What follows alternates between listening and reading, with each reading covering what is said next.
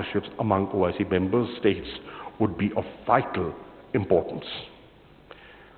OIC member states have tremendous natural and human resources which must be utilized effectively through trade, joint research and development projects, trainings and investment. To promote research and technological innovation in the Muslim world, we need to synergize the Muslim scientific and intellectual pool and fully utilize the platform of COMSTEC to achieve the OIC STI Agenda 2026. We also need to take advantage of a preferential system of trading among the OIC member states. In this regard, the framework agreement needs to be ratified expeditiously by OIC. We should also come together and build convergences on removing international barriers to development. Our common ground on the need to reform the global economic architecture will strengthen the voices calling to make it equitable. Distinguished delegates, before I conclude, I would like to draw your attention to the situation in Afghanistan. While the progress we made at the extraordinary session of the CFM on Afghanistan was timely, we need to build on them. Addressing the humanitarian crisis in Afghanistan and preventing a collapse of the Afghan economy must remain our top priorities.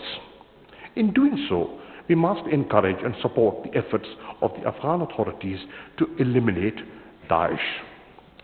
Effective strategies are also needed to deal with other terrorist groups in Afghanistan like TTP, ETIM, IMU, and Al-Qaeda.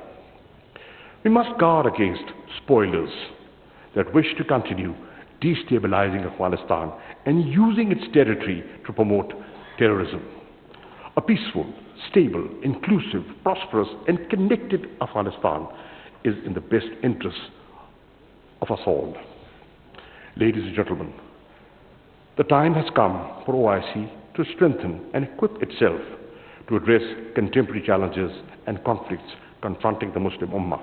Pakistan stands ready to play its part as a bridge builder in promoting regional and OIC-driven solutions to these conflicts and disputes. With the hope and prayer for true OIC unity and solidarity, I thank you all.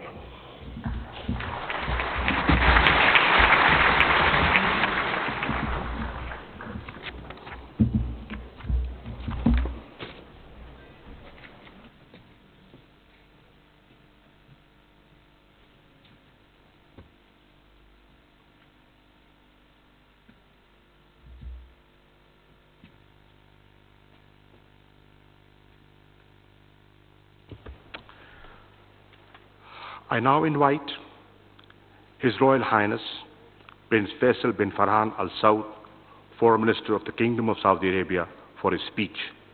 He will speak on behalf of the OIC Summit Chair.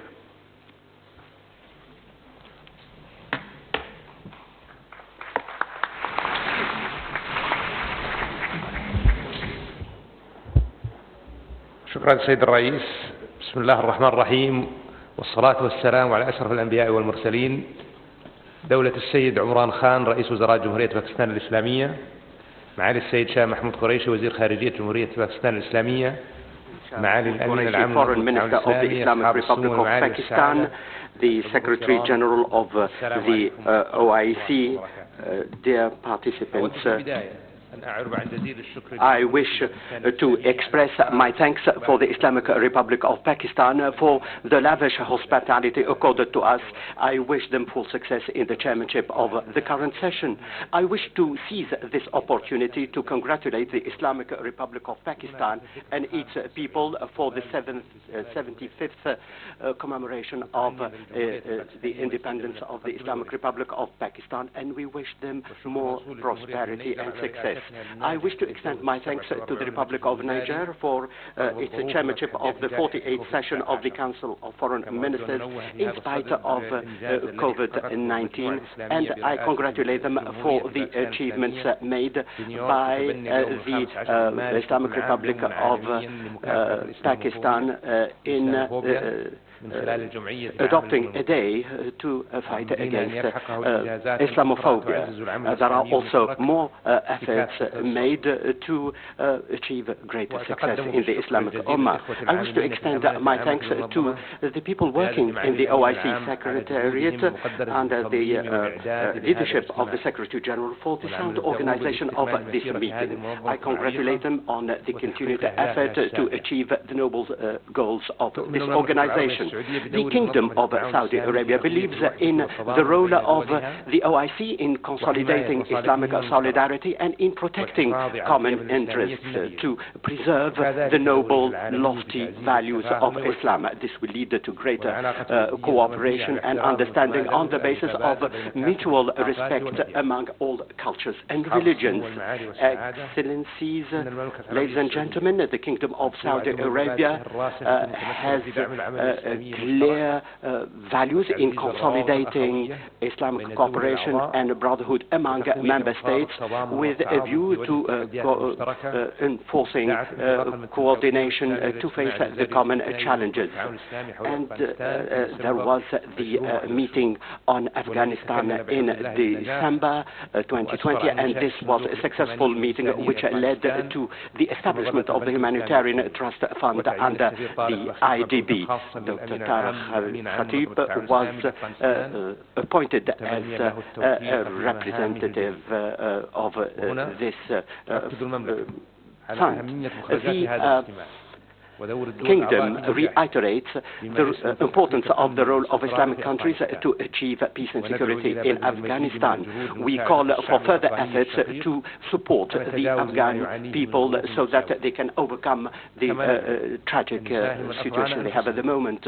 We hope that Afghanis will participate in building the future of their country through dialogue among the various components of the Afghani societies, and to avoid using Afghani land as for terrorist activities. We also call for the respect of human rights and the rights of women to work and study on the basis of our values. The participants, the Kingdom of Saudi Arabia reaffirms the centrality of the Palestinian cause.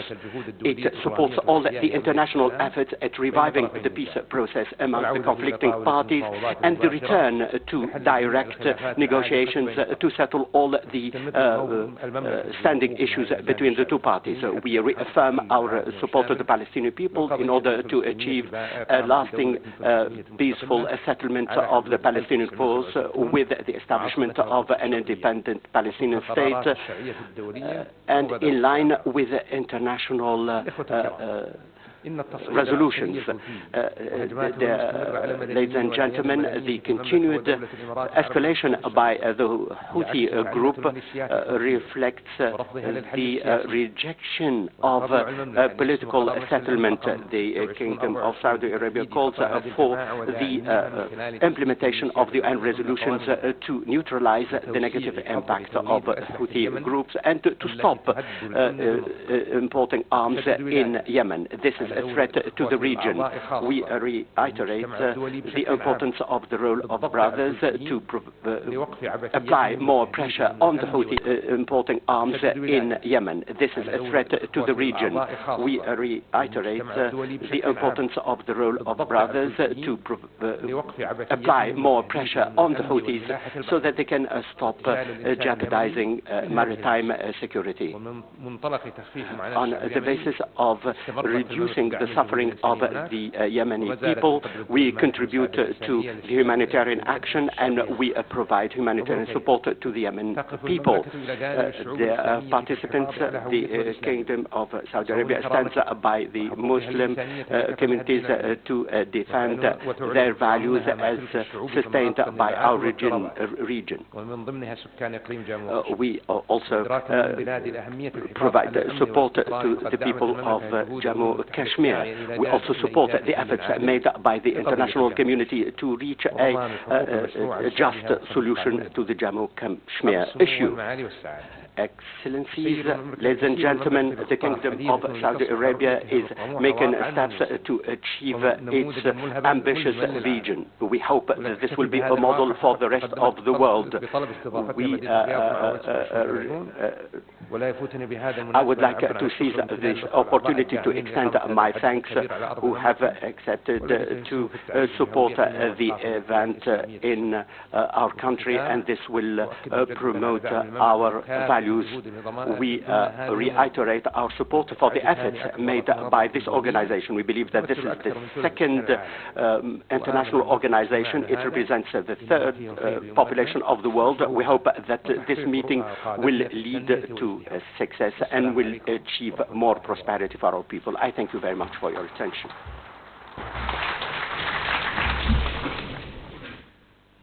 Thank you, Brother Faisal, for your speech. I now invite the Honorable Secretary General of the Organization of Islamic Countries, His Excellency Mr. Hassan Brahim Taha, for his statement.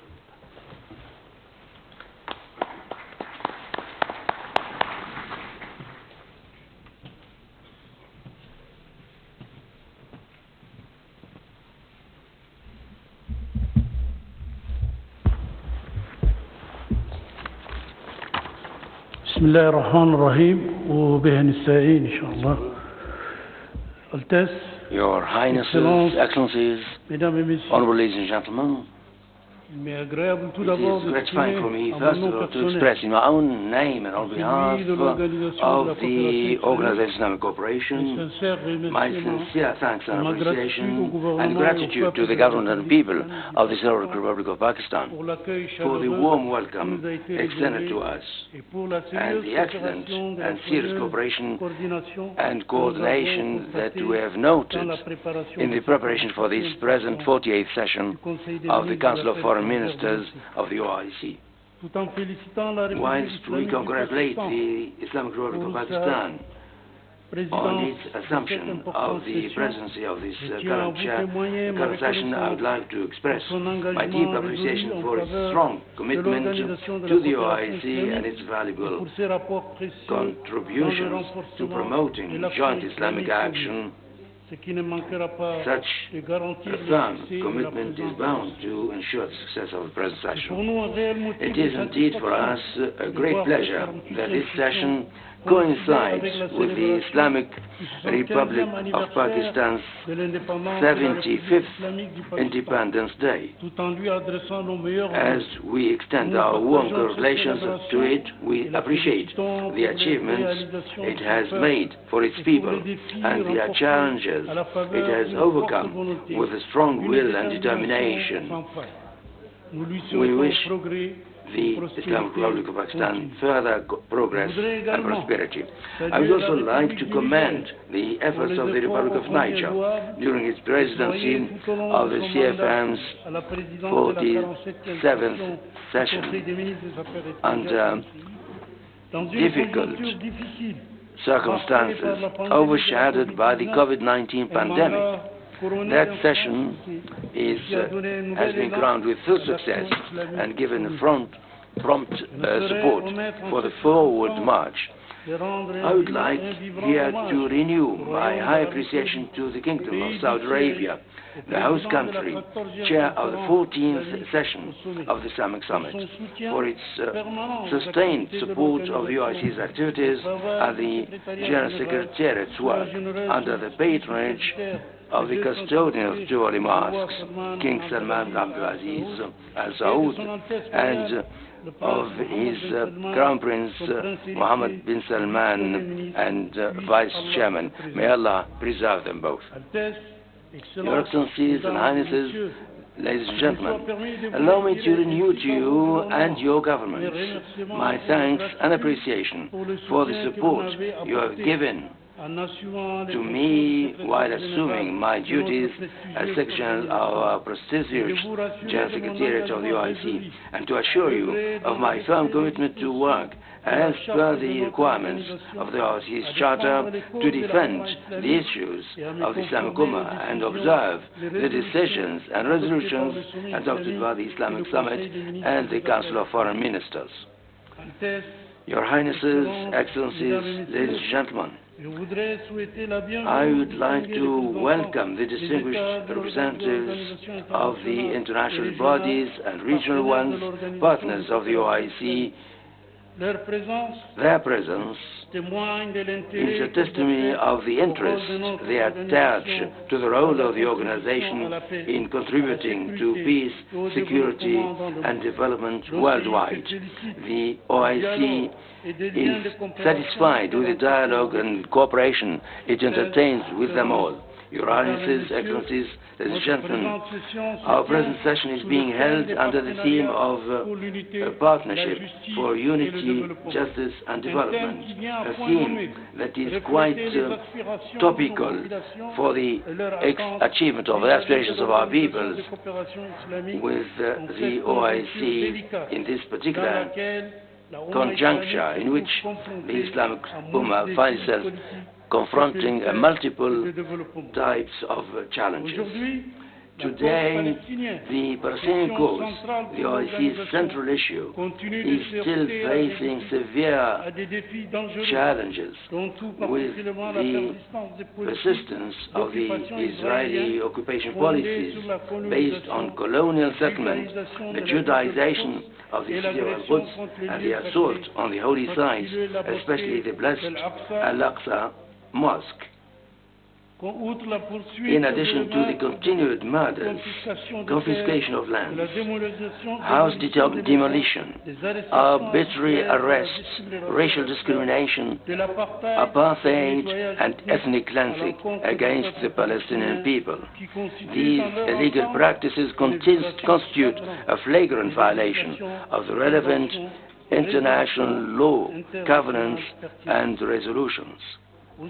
The perpetuation of these Israeli crimes and attacks against the Palestinian people, their land and their sanctities, makes it imperative for us to strengthen the spirit of solidarity and joint Islamic action and realize the political will through diplomatic efforts in international fora in support of the rights of the Palestinian people and confronting attempts to change the historical and legal status of the city of Al-Quds al-Sharif with firmness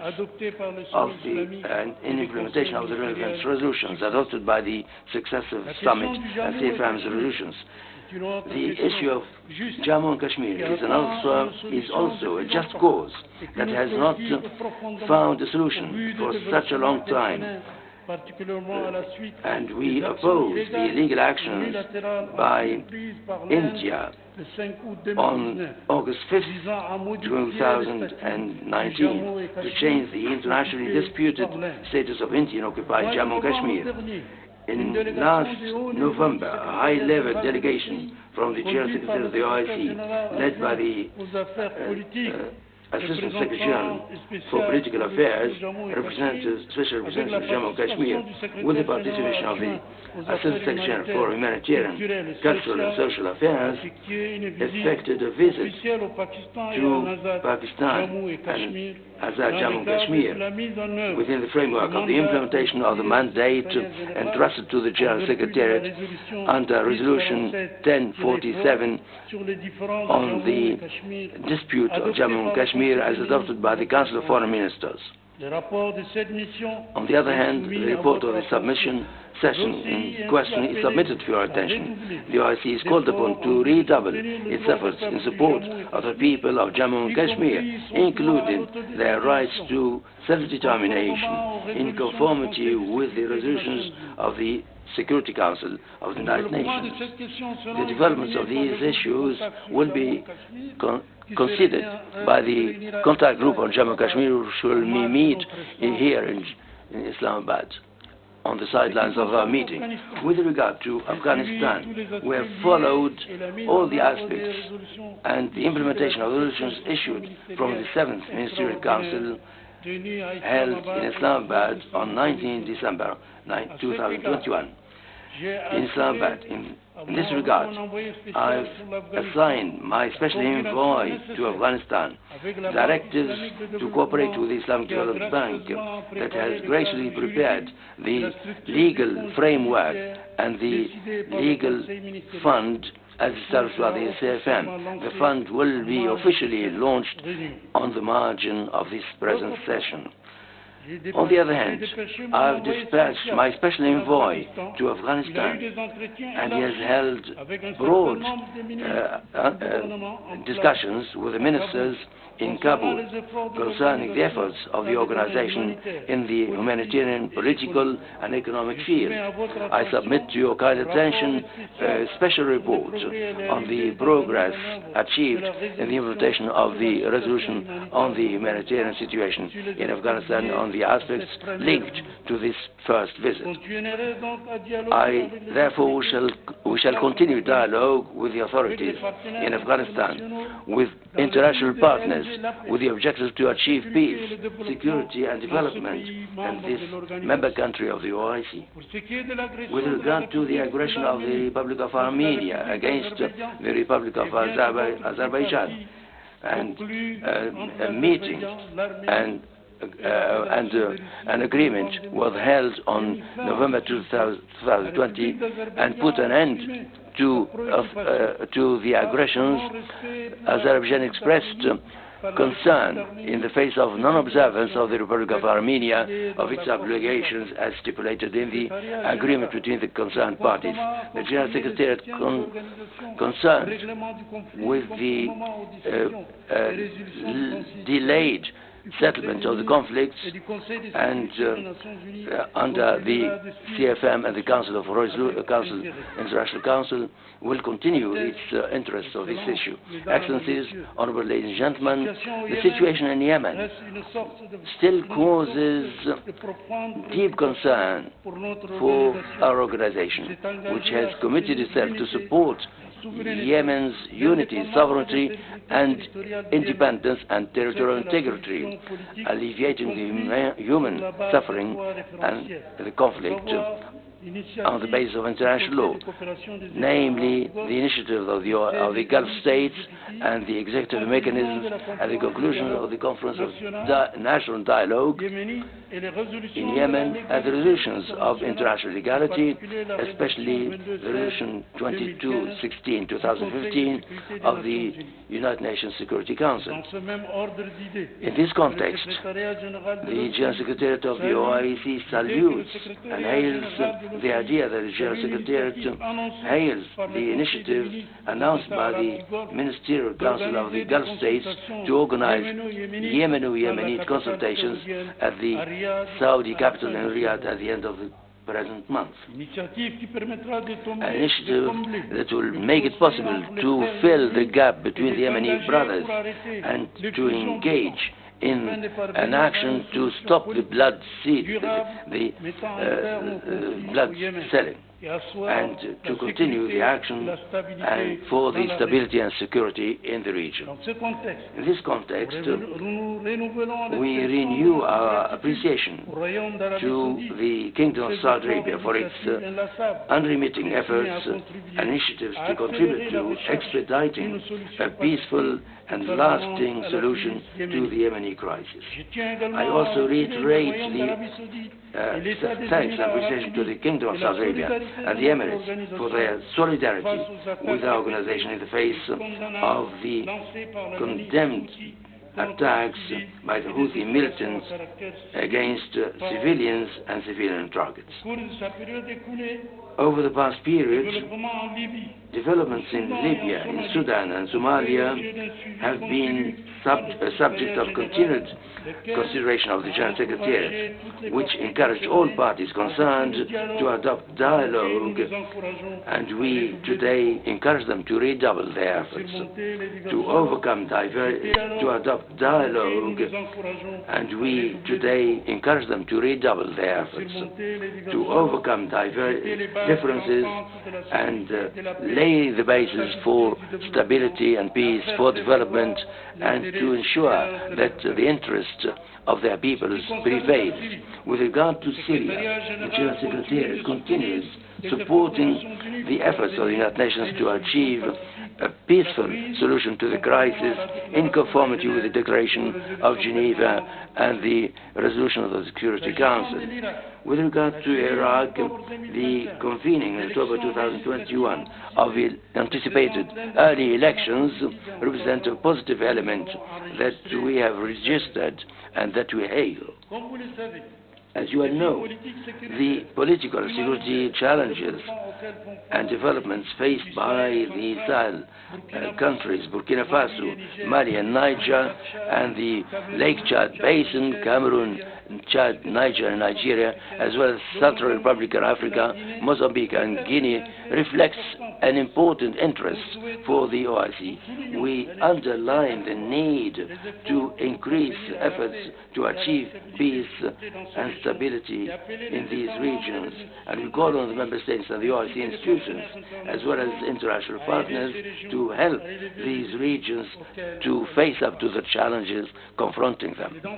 It is within this framework to give a new launch for our organization in Africa, including in the Lake Chad and Africa, that I paid a visit in the current month to Chad, Cameroon, Niger and Senegal.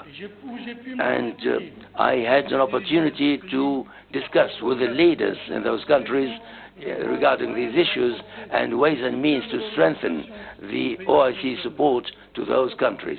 On the other hand, the delegations, high-level delegations from the OIC General Secretariat, led by the Assistant Secretary for Political Affairs, Dr. Dubey, paid a visit to Abuja to hold discussions with the leaders of the Commission of the OCDAO on ways and means to strengthen cooperation and coordination of efforts so as to contribute to peace, security and development in the region.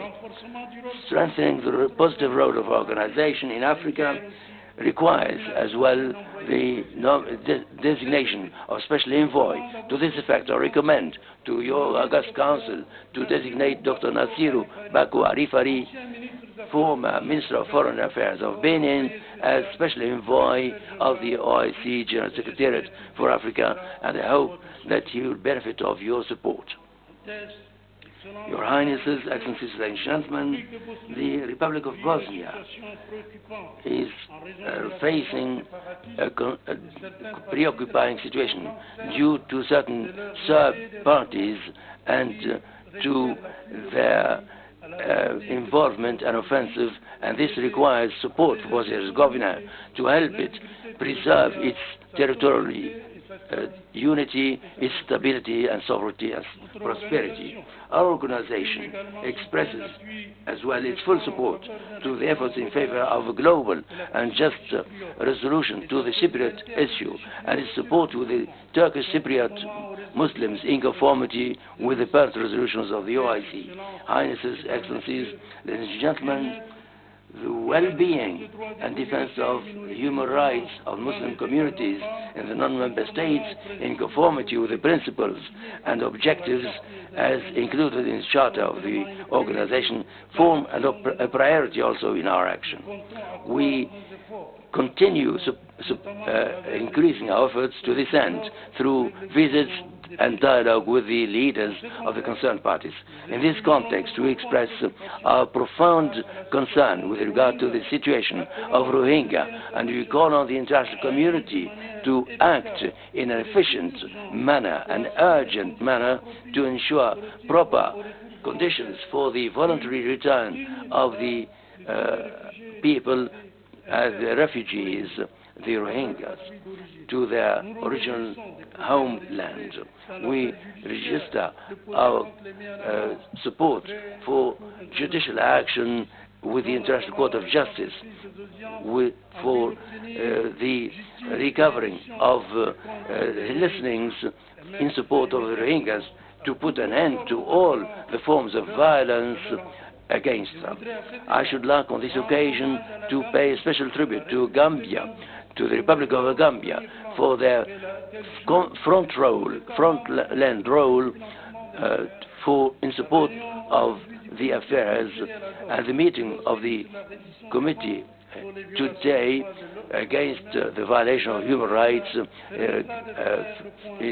against the Rohingyas would allow us to find a solution and to face up to the offensive in this regard. Honorable participants, according to the official reports of the Observatory of Islamophobia in the OIC, the reputation of the Muslim community in a number of countries is subject to defamation at a time when action is increasing against Muslims due to the rise of extreme right. All Islamic states are called upon to act together against such a situation and take necessary measures to fight against racist and xenophobic actions at all levels and to establish pillars of security and peace. In this regard, we dare rely on the member states to act together with the General Secretariat against Islamophobia. On the other hand, we need to collaborate with all the members of the international community to combat this phenomenon. It is with satisfaction that we have welcomed the adoption in 15th March by the General Assembly of the United Nations of a resolution designating the 15th of March of each year as International Day of the fight against Islamophobia. We express the hope that it will contribute to favor a dialogue at the international level of a culture of tolerance and peace. Our fight against terrorism is also an absolute priority for our organization. In order to face up to this phenomenon, we have established a multidimensional strategy on the basis of international law and the Convention of the OIC on Anti-Terrorism Act, including the question, one of the issues to which we attach special attention. I would like to draw attention to strengthening cooperation between the member states in culture and civilization. This is a subject of consultations that the General Secretariat is undertaking with the member states and international and regional bodies that partners in this field. And this is the object of active action in this regard. I would like to avail of the opportunity to congratulate the UAE for having hosted the exhibition 2022, which has been the subject of so consistent cooperation between the member states. Your Highnesses, Excellencies, ladies and gentlemen, in the field of social development and protection of values and regarding the institution of marriage and family, the General Secretariat is getting ready to convene other meetings of experts to achieve the discussion of the project of Convention of the OIC on the rights of children in Islam, a project that was elaborated with the Permanent Commission and Independent Commission of Human Rights, IPHCR. With regard to the freedom of women and empowering women, I would like to hail the Republic of the Arab Republic of Egypt, the host country of the Organization for the Rights of Women, for having allocated a special building to headquarter to host the organization. At the level of the capacity building of youth, I would like to pay special tribute to the Kingdom of Saudi Arabia for having decided to welcome and host the 5th session of Islamic Conference of Ministers of Youth and Sports that was regrettably delayed due to the COVID-19. This General Secretariat continues its coordination with the Saudi authorities with regard to set a special date for the said conference. In terms of the media, the organization have sped up its investments in new media to enlighten the member states and the public international public opinion regarding the vital issues for the Islamic Ummah and for the Muslim communities in non-member states, as well as to educate the world about its projects and efforts in support of the least developed countries to face up to the propagation of the coronavirus pandemic. In the humanitarian field, the OIC General Secretary Services have been developed further over the past few years in collaboration with the international bodies. In this regard, I would like to thank all the member states and institutions of the OIC that have contributed to supporting humanitarian action of our organization, particularly the Islamic Solidarity Fund and the humanitarian partners, for most of which I would like to quote the King Salman Center for Humanitarian Action. The General Secretariat has put in enormous efforts to help the member states, the least developed countries, to face up to the pandemic of the coronavirus, to adopted multiple initiatives in this regard, including the opening of a special fund for the reception of accounts of contributions in support of the World Health Organization.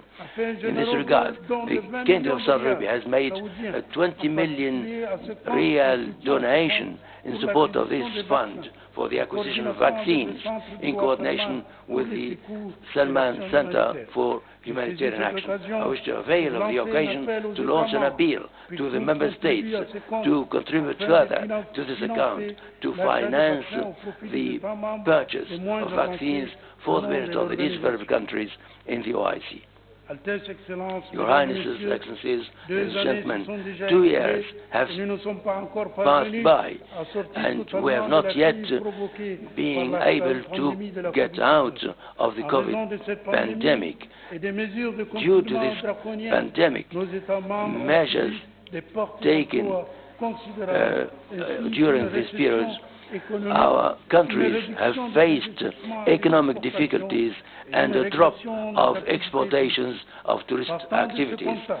Based on this fact, the post-corona action occupies a special place in our action. In this regard, our organization has paid particular action for the implementation of these programs and economic projects in agriculture, in rural development, food security, employment and protection, social protection, and strengthening exchanges in trade and encouragement of investment in order to ensure the realization of the objectives as announced in our action program OIC 2025.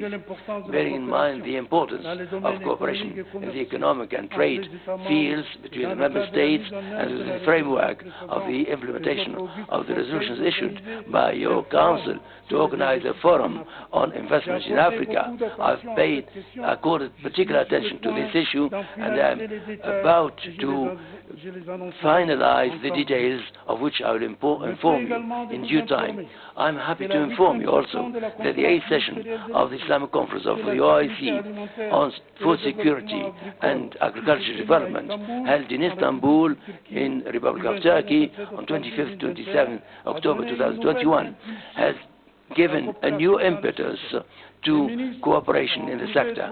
The ministers have adopted 3 programs of the OIC for agricultural development strategies such as food stocks and rice and other products. Within the same forum, the OIC Tourist Conference and Labour Conference that will be held this year, respectively in Azerbaijan and the UAE, will allow the member states of our organization to take stock of the current situation in this particular sector and to elaborate a common strategy such as to enable us to face up to the challenges and alleviate the adverse effects of the coronavirus on the sectors of tourism and labor. Excellencies, Highnesses, the OIC has intensified its action in favor of strengthening cooperation between the member states in order to ensure the progress of its agenda in the field of science, technology, higher education, health, water and environment as fundamental pillars of the strategy of the OIC for the eradication of poverty, of disease, illiteracy and extremism. I am happy therefore to record that the second summit of the OIC on technology and extremism. I am happy therefore to record that the second summit of the OIC on technology that was held online in June last has taken stock of the steps fulfilled by the member states in the field of technology and their policies and national strategy in this field. Therefore, undoubtedly, providing a high-quality level of education will be the optimal means against underdevelopment. The OIC plays an important role in the training of students of the member states. Allow me here to express my due thanks and gratitude to all the member states and organizations that give financial support to our universities, in consecration of greater solidarity and cooperation among the member states in the field of higher education, of programs of exchange in the member states to provide larger numbers of scholarships for the students, particularly in the least developed countries. In the field of health, the General Secretariat, in collaboration with the competent, relevant organizations of the OIC, has adopted a traditionally well-approved approach to help the member states face up to the adverse effects of the COVID-19 with the help of the steering committee on health, of ministers of health, as well as the urgent measures taken by the ministers of foreign affairs. Secondly, an urgent financial support from the member states through the ISF and the group of the development, the IDB, and through action against fallacious media propaganda. Within the framework of legal convention and statutes adopted by the Islamic meetings and the Council of Foreign Ministers, represents the framework such as to allow the organization to fulfill its action in conformity with the agreements signed by the member states. In this regard, I'd like to renew our call to the member states that have not yet signed or ratified the agreements concluded within the framework of the organization to do so, so that these mechanisms may be established and become operative. At the forefront of this document, I would like to note the charter of the organization, the statute of the organization for women's development, and the Islamic Organization for Food Security that are already operative, but there still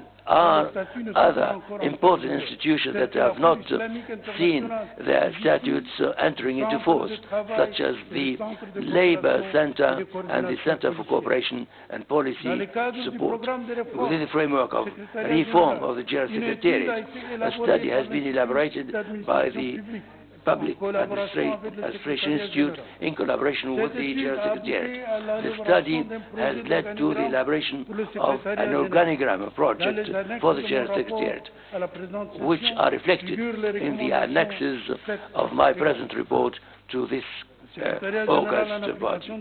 The General Secretariat, in implementation of the resolution of the OIC Foreign Ministers Conference, has held expert group meetings to elaborate new rules and regulations and to amend certain procedural rules. The General Secretariat has elaborated a draft resolution to govern the work of the contact group, and another one to govern the OIC offices abroad, the members of the committee, and the statute and the rules of regulation of the OIC. Your Highnesses, Excellencies, ladies and gentlemen, the applications for observer status and consultative status are increasing day by day, with the increasing number of requests submitted by the General Secretary, received by the General Secretary from non-member states and international organizations and humanitarian organizations.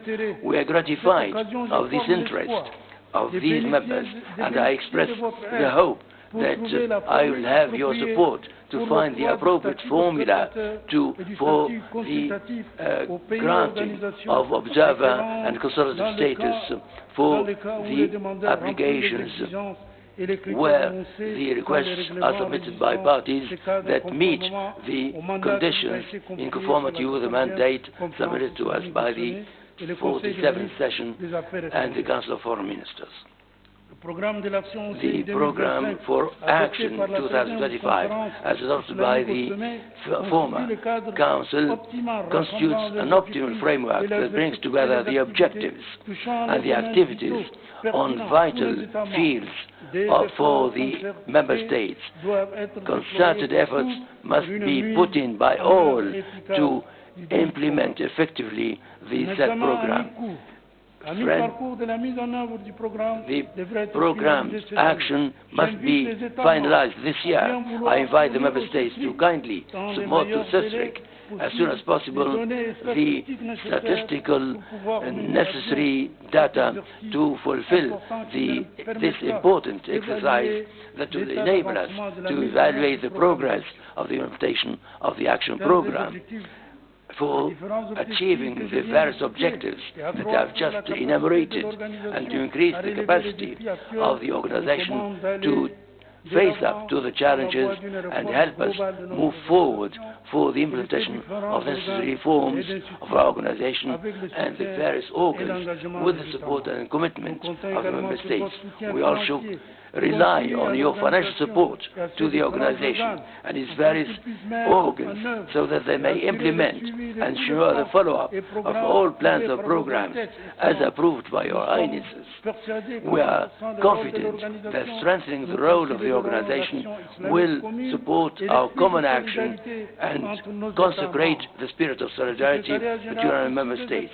The General Secretary continues its efforts with the competent authorities in the Kingdom of Saudi Arabia for the implementation of rules and procedures of the arrears of certain member states, for which the government of the Kingdom of Saudi Arabia has taken the initiative to settle their arrears within the OIC, within the framework of this continued assistance to the organization. These arrears represent an obstacle that prevents the organization from fulfilling its duties. These urgent commitments will be covered thanks to these donations, and we call for further support from the member states and the IDB. I wish to underline that the General Secretariat, within the framework of the implementation of recommendations of the Permanent Finance Committee, will work in consultation with the Chairman of the Permanent Finance Committee and Chairman of the Control Office to implement the rules and regulations and the recommendations, and we are actually looking into all the various items in order to prepare for the budget in a manner that takes into consideration the opening of the budgetary exercise in January and its closure in December, in conformity with rules, regulations and procedures of the Permanent Finance Committee, CPR, as well as the rules and procedure of the finance control organ. In this context, the General Secretary will spare no efforts to implement the recommendations of the finance control organ issued by the 42nd session to strengthen transparency of the financial action. I should like to underline a proper and equitable geographic representation in the candidacies for posts. We call for efforts to recruit larger representatives of member states that are underrepresented to ensure an equitable geographical representation within the General Secretariat and subsidiary organs. Your Highnesses, ladies and gentlemen, the world scene is subject to grave developments due to the Russian-Ukrainian crisis. This crisis could possibly adversely affect the development of our countries, including other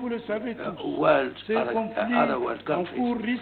This conflict is likely to affect exports of these two countries that represent over 28% of the world's offers. In this regard, I should like to encourage the member states to go from mere words to actions regarding the food strategies, food security strategies concerning wheat, rice, in order to ensure proper reserves at national, regional levels, and to ensure an acceptable level of self-sufficiency in the OIC. Thus, proceeding from the objectives as announced in the Charter of the OIC, and the OIC, particularly the contribution to the efforts for peace and stability, the General Secretariat has urged the concerned parties to work for a peaceful settlement of the Ukrainian crisis and to continue peaceful action in search of political solutions that will guarantee lasting peace and security and preserve the security of populations. In conclusion, allow me to note that my address today to this August Council are only a summary of the efforts put in by the General Secretary of the OIC in the execution of the mission assigned to it. But further documentation, including my report on the activities of the organization, is submitted for your attention, and you will agree with me that the challenges are multiple, and I am convinced and confident that together we shall be able to contribute to face up to these challenges. May Allah Almighty guide our steps towards the achievement of our objectives, for which we are working for the benefit of the Islamic Ummah and for the achievement of the aspirations of peace, unity, justice, and development in our member states and worldwide. I thank you for your kind attention. Wassalamu alaikum.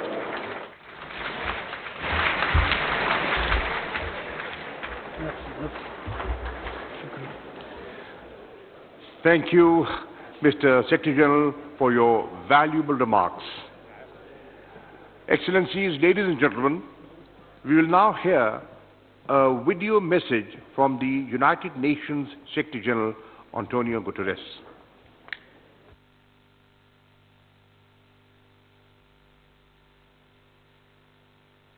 Excellencies, as you gather in Pakistan, I am pleased to send my greetings to the meeting of the Organization of Islamic Cooperation Council of Foreign Ministers.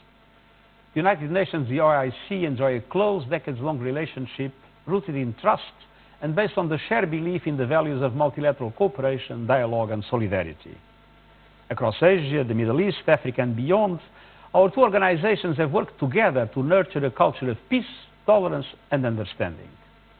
In recent years, we have successfully deepened our collaboration on key areas of mutual concern, including mediation, countering terrorism, preventing violent extremism, combating anti-Muslim hatred, and promoting religious tolerance.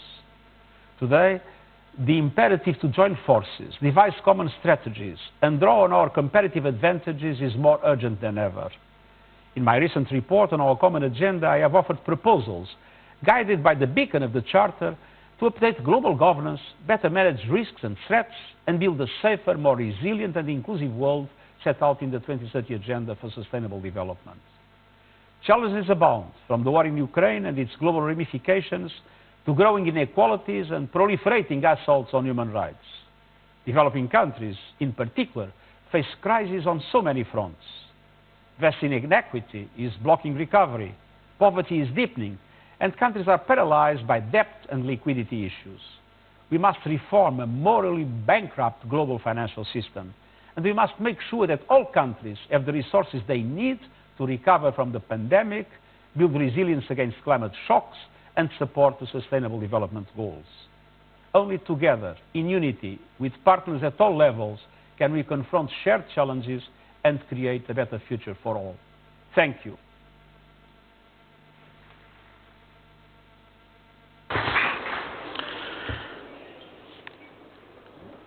I now request His Excellency Mr. Muhtar Tilberdi, Deputy Prime Minister and Foreign Minister of the Republic of Kazakhstan, to deliver a statement.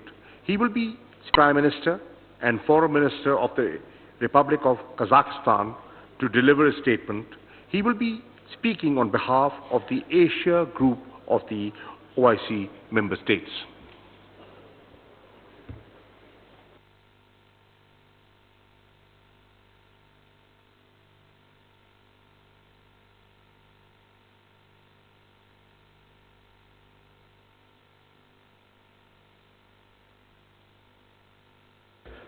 Bismillah ar-Rahman ar-Rahim.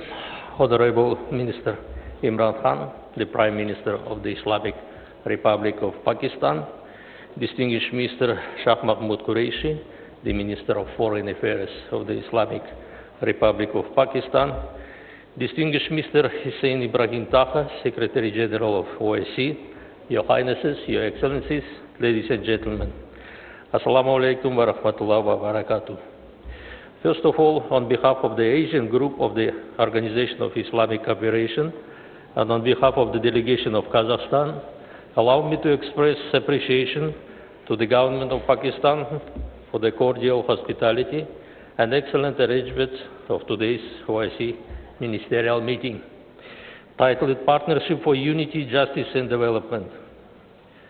I would like to express special gratitude to the OIC General Secretariat for the preparation of this meeting. I also would like to congratulate the Republic of Niger on the successful completion of chairmanship of the 47th session of the OIC Council of Foreign Ministers. I wish all participants of this meeting a productive work for the prosperity of our Ummah. Dear colleagues, today on global scale, the world is going through a challenging period and undergoing significant changes. Military conflicts, confrontation between the West and the East, the Ukrainian crisis, the consequences of the pandemic, religious intolerance, instability in the financial and commodity markets, all of these have a negative impact on the performance of the global economy and security. We observe the continuation of such trends as multipolarity, economic globalization, informational advancement of society, multiculturalism, and transformation of the system of global governance and world order. The connectivity and interdependence of states is increasing, and we see growing trends of redistribution of the global balance of forces and increasing demand of global community for leadership related to the interest of peaceful and progressive development. Meanwhile, the situation with global and regional security is becoming more and more complicated with each passing day. Challenges and threats are running rampant. The hybrid confrontation is expanding and fake news has become widespread, inciting ethnic, racial and religious discord, thus even further exacerbating the regional conflicts. These are followed by entrenching traditions of unilateral approaches to addressing international issues, that is, through the use of force. Such development contributes to growing practices of interference in the internal affairs of other states, infringing of the rights of sovereign advancement and simultaneously regional international cooperation. This ultimately hinders the progress of humankind and destroys trust as the foundation of stable peace. All these risks and threats are relevant for the Islamic world as well. Today, more than ever, the countries of the Islamic world and the OIC member states need unity and must defend their interests and position to preserve common values and provide all possible support and necessary assistance. And I believe that the subject of today's summit highlights the importance of this idea. Nowadays, Kazakhstan is creating a concept of new Kazakhstan. Recently, President Tokayev announced the large-scale and meaningful reforms which cover almost all areas of life of the country. They include initiatives aimed at political liberalization, plurality, and openness. In the sphere of the economic, the reforms are focused on the tackling monopolization, improving living standards, and ensuring that all citizens feel the benefits of our growing economy. Societal reforms are aimed at improving health and education of the nation as well as other sectors. Kazakhstan today fully supports international efforts to ensure regional security and sustainable development of the countries of Eurasia. The ongoing global and regional processes require collective decision regarding resolute reunification of wars, conflicts, confrontation, and choosing the path of peace, dialogue, and focusing on joint development. Against this backdrop, as an intergovernmental forum that brings together 27 member states, 9 observers, and more than half of the world population with the established political dialogue, Conference on Interaction, and confidence-building measures in Asia has a potential to become an effective tool for joint confrontation of new challenges and ensuring security and stability in the region. The key priority of Kazakhstan chairmanship at the SICA process is the transformation of the conference into a full-fledged international organization. Conversion into an international organization will significantly expand the capacity of the SICA and increase array of tools for practical cooperation between its member states. Within its chairmanship, Kazakhstan will hold the 6th SICA summit in Nur-Sultan on the 12th and 13th of November this year, which marks the 30th anniversary of the conference. This event aims to propel the SICA into a new level of institutional development. At the initiative of Kazakhstan, the Code of Conduct towards achieving the world free of terrorism was developed within the UN and opened for signature in 2018. It has now been signed by 89 countries. Since 2017, our capital has hosted 17 rounds of the Astana process talks on Syria, aimed at facilitating the efforts of the international community to resolve the prolonged conflict. Kazakhstan, like many OIC member states, is concerned about the situation in Afghanistan. Socio-economic and financial issues need to be addressed urgently to prevent large-scale humanitarian crisis in the region. Kazakhstan contributes within its capacity to the efforts of the world community to stabilize the situation in Afghanistan. We regularly provide humanitarian aid to the Afghan population, implement national and international programs to train Afghan youth, including girls, in educational institutions of Kazakhstan. In 2020, the KazAid, Official Development Assistance Agency, was established to assist the countries of Central Asia and Afghanistan in promoting the Sustainable Development Goals. The opening in Almaty city of the temporary remote office of UNAMA was a sign of the recognition of the role Kazakhstan and the organization's trust in our country. I would also like to emphasize the timeliness of the extraordinary meeting of the OIC Council of Foreign Ministers on Humanitarian Situation in Afghanistan held in Islamabad on 19 of December 2021, which resulted in the adoption of the several practical decisions, including the launch of the Afghanistan Food Security Program under the aegis of the Islamic Organization for Food Security, and the establishment of the Humanitarian Trust Fund under the aegis of the Islamic Development Bank.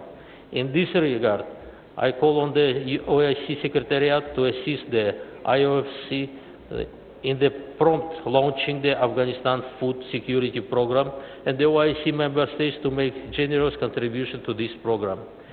Regretfully, conflicts and military clashes continue among the Muslim countries today. The events in Yemen, Syria, and several African states have become a matter of concern.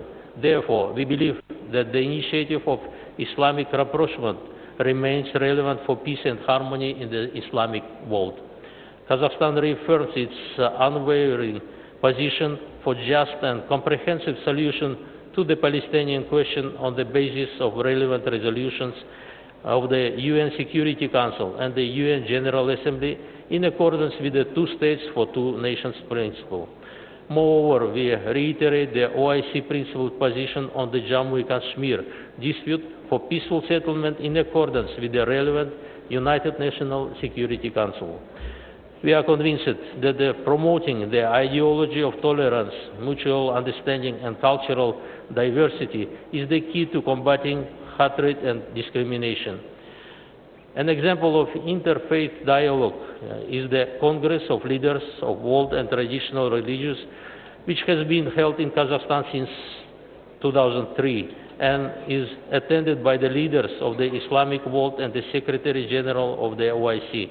The next 6th Congress will be held in September 2022 in Kazakhstan.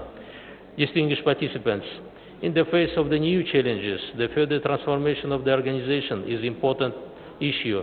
Therefore, we need to swiftly conclude the process of reforming of the OIC.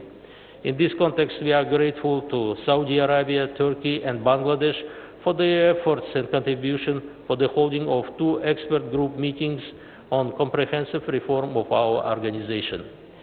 The combat against the COVID-19 pandemic and overcoming its consequences are still among the pressing issues on our cooperation agenda.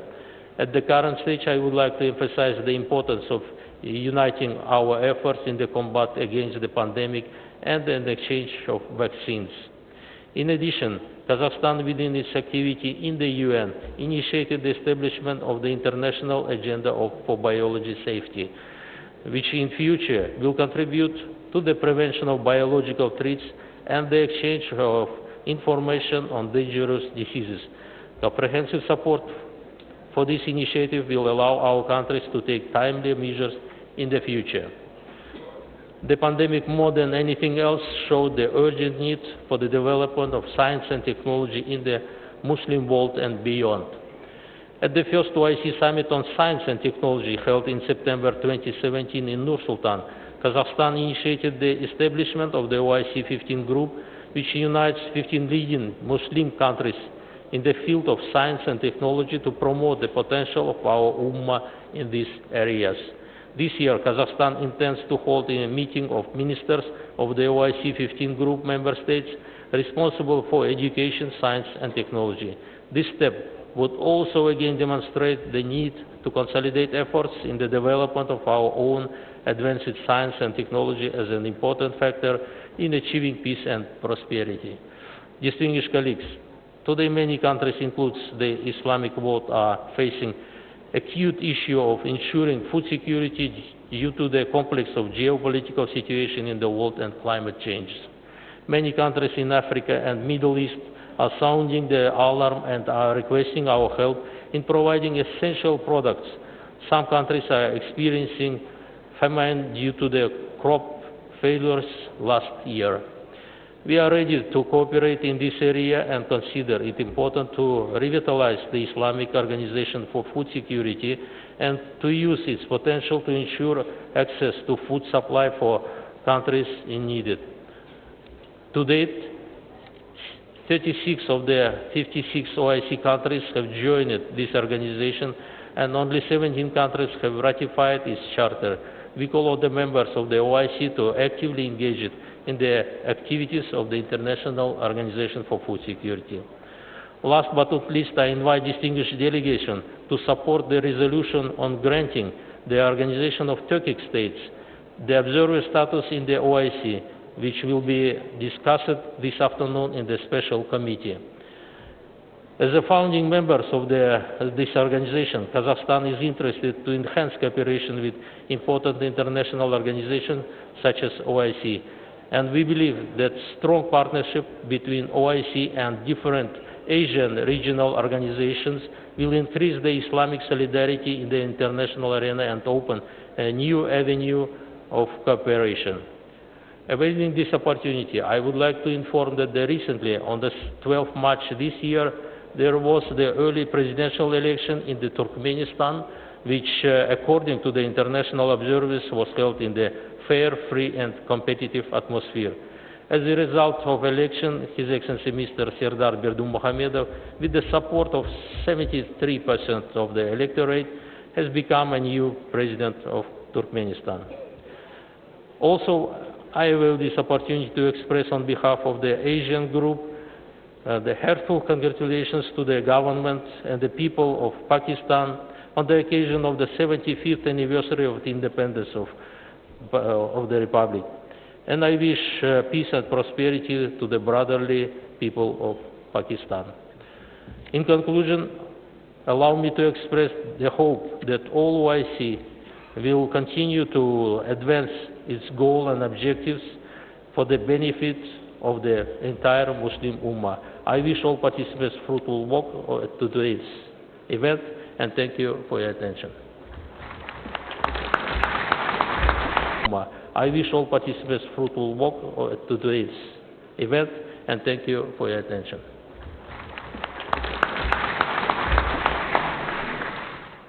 Thank you, Your Excellency, for your insightful remarks.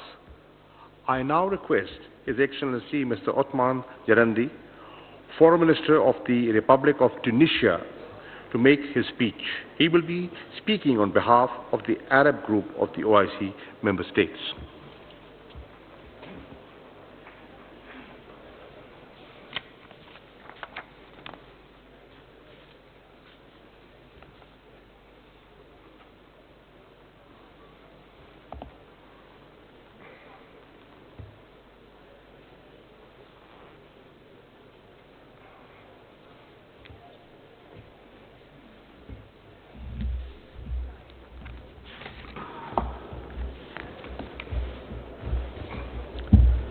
بسم الله الرحمن الرحيم.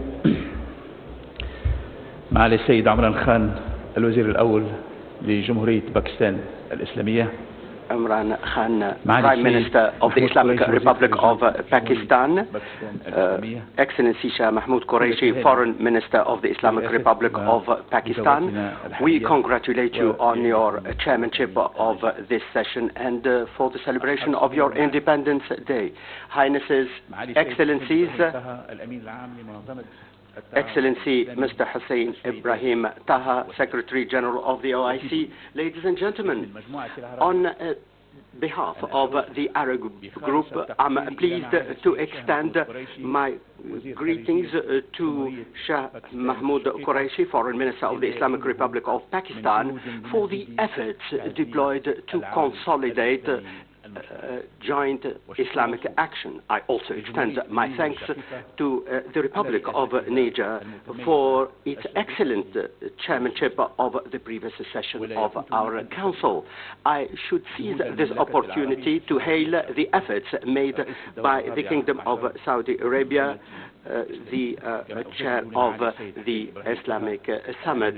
I extend my thanks to Mr. Hussein Ibrahim Taha, OIC Secretary General, for providing support to Arab states to further enhance the organization. Highnesses, Excellencies, ladies and gentlemen, the holding of this meeting under the motto of building partnerships reaffirms our need as an Islamic group more than ever, our need for having a joint confrontation of the challenges that we are facing as a result of the serious rapid changes in the world and the need to contain them in order to promote peace and security in the world and in our Islamic and Arab region in particular.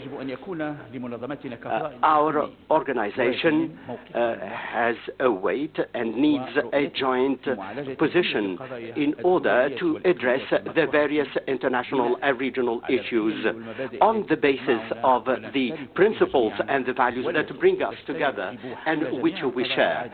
These require an urgent solution to all the causes on the basis of the same international standards. The Arab group reiterates the need to identify a political settlement to all the crises witnessed in our region and to make our voice heard and defend our causes in the international arena. This will deal with all the attempts that aim to destabilize our countries. The joint ties between us and our commitment to the values of justice require that we need to fulfill our responsibility to the Palestinian people to end the daily Israeli violation of the rights of Palestinians and the promotion of the settlement policies that will reduce the possibility of a peace and reduce tension in the region. The Palestinian cause is at the forefront of our concerns. We call for a resumption of the peace process and the settlement of the issue on the basis of international resolutions and on the basis of the Arab and Islamic position. The same applies to Jammu Kashmir. Here, we need to implement all the international resolutions. It is a just course, and there is no doubt about that. The same applies to Yemen, and here we call on Yemen to go for a dialogue to settle the issue. We thank the Kingdom of Saudi Arabia for the valuable efforts in this regard. Terrorism and violent extremism are a common enemy that destabilize our countries. This requires further vigilance and more effective coordination and cooperation in order to use the preventive measures and to adopt new approaches to face this scourge and the trans-border organized crime such as illegal migration and trafficking in humans. On the other hand, we need to adopt modern digital communication means to face Islamophobia and the discourse of hatred and extremism. And we need to work together to promote the discourse of tolerance and the acceptance of the other. We need further cooperation among the various partners to convince others about the just cause of our causes and to promote the principles of understanding on the basis of the peaceful cohabitation between peoples. Highnesses, Excellencies, ladies and gentlemen, reinforcing peace and security in our Islamic region in the face of the exceptional challenges such as COVID-19, and in order to be able to deal with the Ukrainian issue, all of this requires further partnership at the economic and developmental levels, and our Arab financial institutions need to make more contributions, and the same applies to specialized organizations working in these areas. The aim is to achieve the set objectives, to promote trade in the Islamic world, and to activate tourism, and we need further initiatives to promote our economies such as the OIC investment initiative. In this, we rely on the cooperation between the private and public sectors in order to benefit from our abilities as men and women and the use of all the available resources to promote innovation in the various critical sectors that enable us to be part of the world economy. Mr. Chairman, Highnesses, Excellencies, ladies and gentlemen, our determination is firm to contribute to a modern reformist policy of our organization that will enable us to upgrade its role in order to consolidate cooperation among member states. The aim is to achieve dynamics in the various parts of the organization in its economic, political and development roles. We believe that the challenges we are facing at the moment require consolidating cooperation and consultation, the OIC and the League of Arab States, and we need to open up to other organizations in our region with a view to mobilizing more support to our causes in the international arena on the basis of the principles of the UN Charter and co-living with a view to a world that is more just and prosperous. May Allah make us succeed in our endeavor. Thank you very much for your attention. Thank you, Excellency, for your inspiring statement. I now request His Excellency Mr. Zubair Dada, Minister of State for Foreign Affairs of the Republic of Nigeria, to make his speech. He will speak on behalf of the Africa Group of the OIC member states.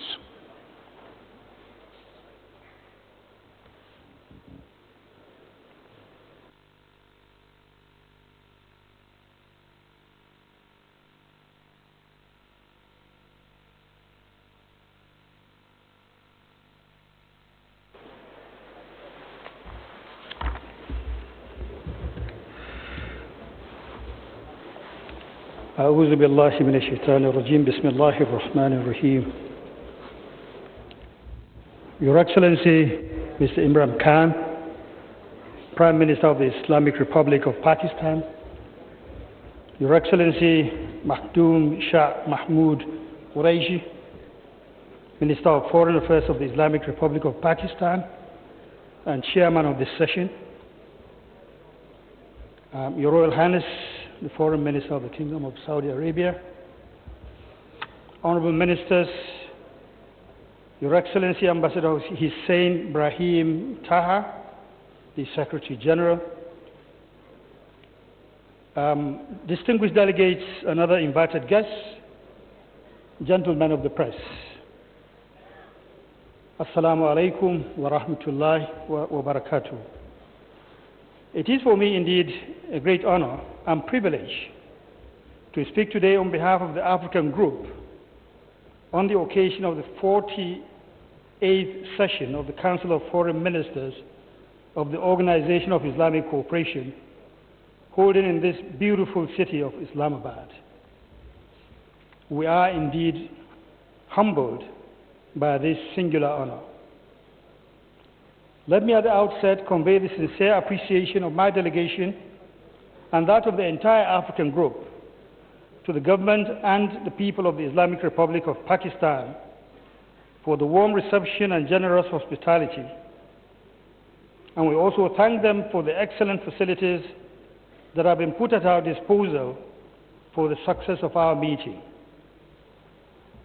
We wish to congratulate the good people of Pakistan on the celebration of the 75th anniversary of independence of Pakistan. We wish you more peace and prosperity. Permit me also to congratulate you, Mr. Chairman, for your unanimous election to steer the proceedings of this session. And in the same vein, I wish to commend the Minister of Foreign Affairs of the Brotherly Republic of Niger for the numerous accomplishments during his chairmanship of the previous session. I further take this opportunity to welcome on board our new Secretary General, Ambassador Taha, and to assure him of our full support and a fruitful and successful tenure at the helms of our common organization. Your Excellencies, distinguished delegates, the 48th session of is taking place at a crucial moment in the history of our organization. The huge socio-economic and humanitarian challenges posed by COVID-19 pandemic, coupled with the rising wave of political and security crises in parts of our member states, call for our concerted efforts and joint action for durable solutions. It is obvious that our immediate preoccupation should be directed towards fashioning and implementing a robust post-COVID-19 recovery plan to respond to the needs of our people. And to this end, we reiterate our support for the commendable endeavors of the OIC aimed at addressing the various conflict situations and flashpoints, particularly in Africa. the menace of terrorism, insurgency, banditry, small arms and light weapons, human and drug trafficking, have continued to militate against the peace, security, stability, human rights, social cohesion, and indeed the economic development of the entire African region. And this is why we welcome the choice of the theme of this session, which is Partnership for Unity, Justice, and Development, which we consider very apt and indeed very relevant. We believe that the 48th session will do justice not only to the numerous issues on this agenda, but also adopt appropriate and implementable resolutions to address our common and pressing challenges and fast-track recovery in our member states from the COVID-19 pandemic. Mr. Chairman, for the past 12 years, Nigeria and indeed the Lake Chad Basin countries have continued to suffer from brutal acts of terrorism led by Boko Haram and lately ISWAP. The activities of these enemies of peace, unity and progress and development have created a very serious humanitarian crisis. ISWAP. The activities of these enemies of peace, unity and progress and development have created a very serious humanitarian crisis in our region. In Nigeria alone, we have over 3 million people that are displaced and are living in IDP camps. In Burkina Faso, we have about 2 million people that are also living in IDP camps. The OIC must not abandon these people. They are in dire need of your assistance, and that is why Nigeria has proposed a new draft resolution on this subject for your kind consideration and adoption. And we hope that the OIC will extend its full solidarity to these people with a view to alleviating their plight. Furthermore, a robust implementation of the relevant OIC resolutions on combating the Boko Haram and other terrorist groups in West and Central Africa, and indeed some parts of Southern Africa, and support for the operations of the G5 Sahel Joint Force will significantly assist the ongoing national and sub-regional efforts towards addressing these lingering security problems in our sub-region. This measure would, if of necessity, also include the comprehensive review and execution of the OIC Code of Conduct on Combating International Terrorism, 1994, and the OIC Convention on Combating Terrorism. We further urge for concrete collaboration and partnership with the national agencies of the member states, including the Saudi-led Islamic Military Counterterrorism Coalition, in order to stamp out this menace that is facing our countries. Your Excellencies, distinguished delegates, beyond the active measures needed to counter terrorism in our region, the mobilization of funds for the various national social and humanitarian actions are crucial to the rehabilitation and radicalization efforts in the affected countries. Equally significant is the need to address the economic root causes of insecurity in the African region. In this regard, the implementation of the OIC resolution on the recharge of the Lake Chad, which has lost over 80% of its water, would contribute to the restoration of the various communities in the Lake Chad Basin and return millions of people to their lost livelihoods.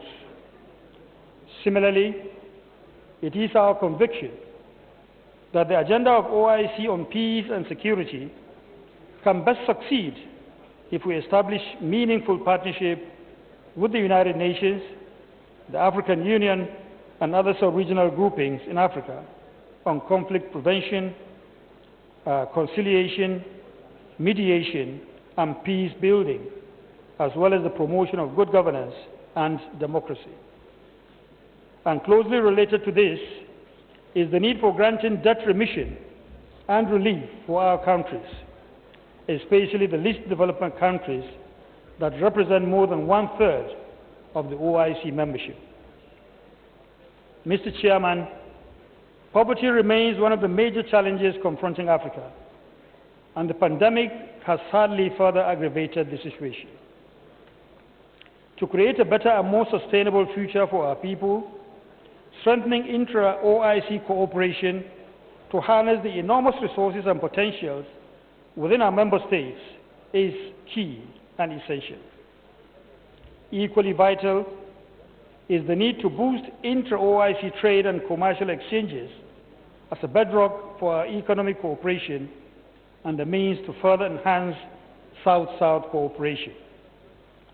We regret to note the drastic decline in the volume of intra-OIC trade, reported from 700.1 billion in 2019 to just 552.8 billion in 2020, amounting to about 21.2% decline.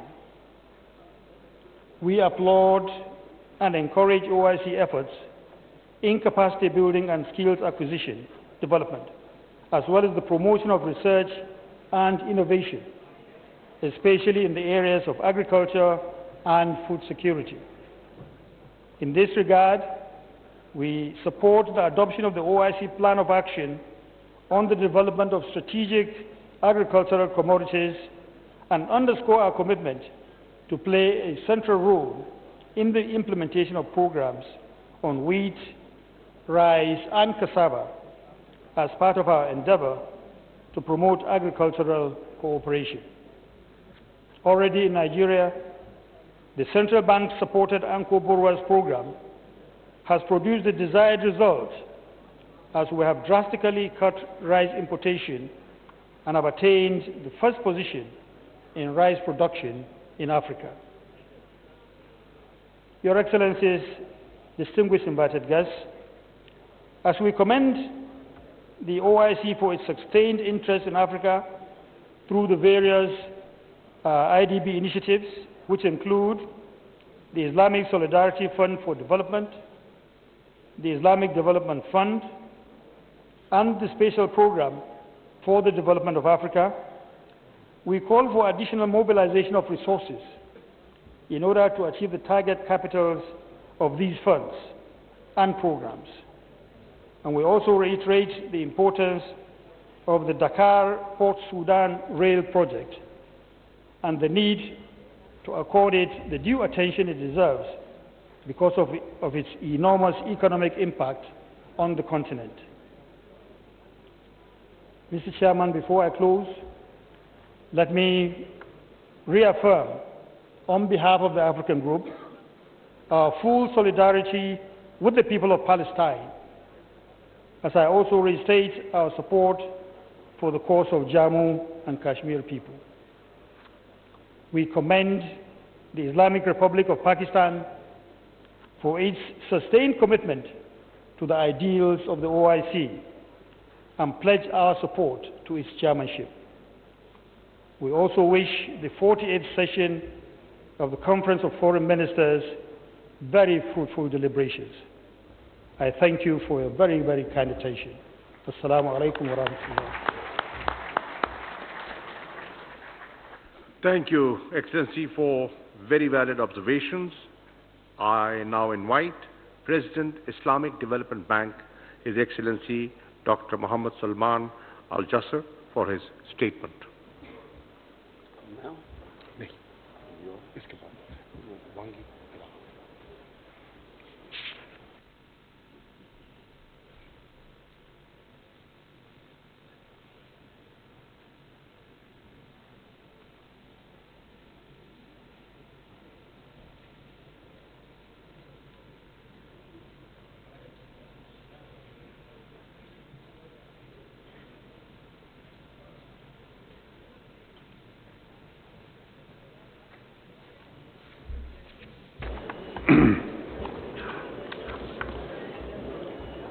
بسم الله الرحمن الرحيم والصلاة والسلام على أفضل الأنبياء والمرسلين سيدنا ونبينا محمد وعلى آله وصحبه أجمعين ومن تبعهم بإحسان إلى يوم الدين.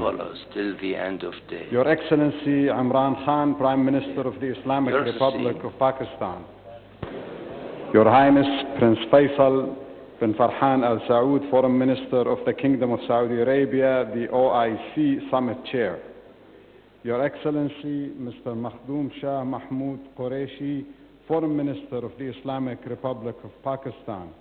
Your Excellency Mr. Hussein Ibrahim Taha, Secretary General of the Organization of Islamic Cooperation, Excellencies, representatives of the OIC member states and representatives of all other countries, distinguished representatives of the fellow multilateral banks and UN agencies, Assalamu alaikum wa rahmatullahi wa barakatuh.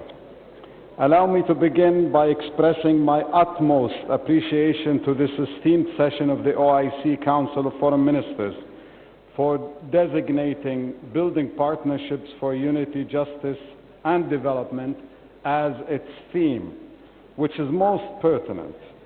We cannot overemphasize the importance of partnerships for realizing our vision of prosperity, development, and solidarity.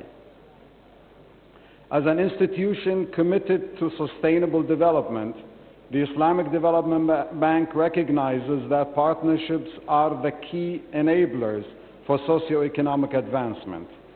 To continue to respond to evolving development needs, the Islamic Development Bank is firmly committed to supporting green, sustainable, and resilient infrastructure, the foundation for higher productivity and growth.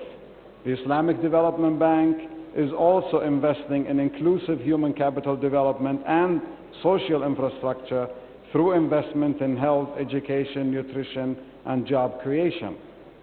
For the bank, solidarity means strengthening partnerships and cooperation among the member countries in all possible areas to enhance their collective economic development.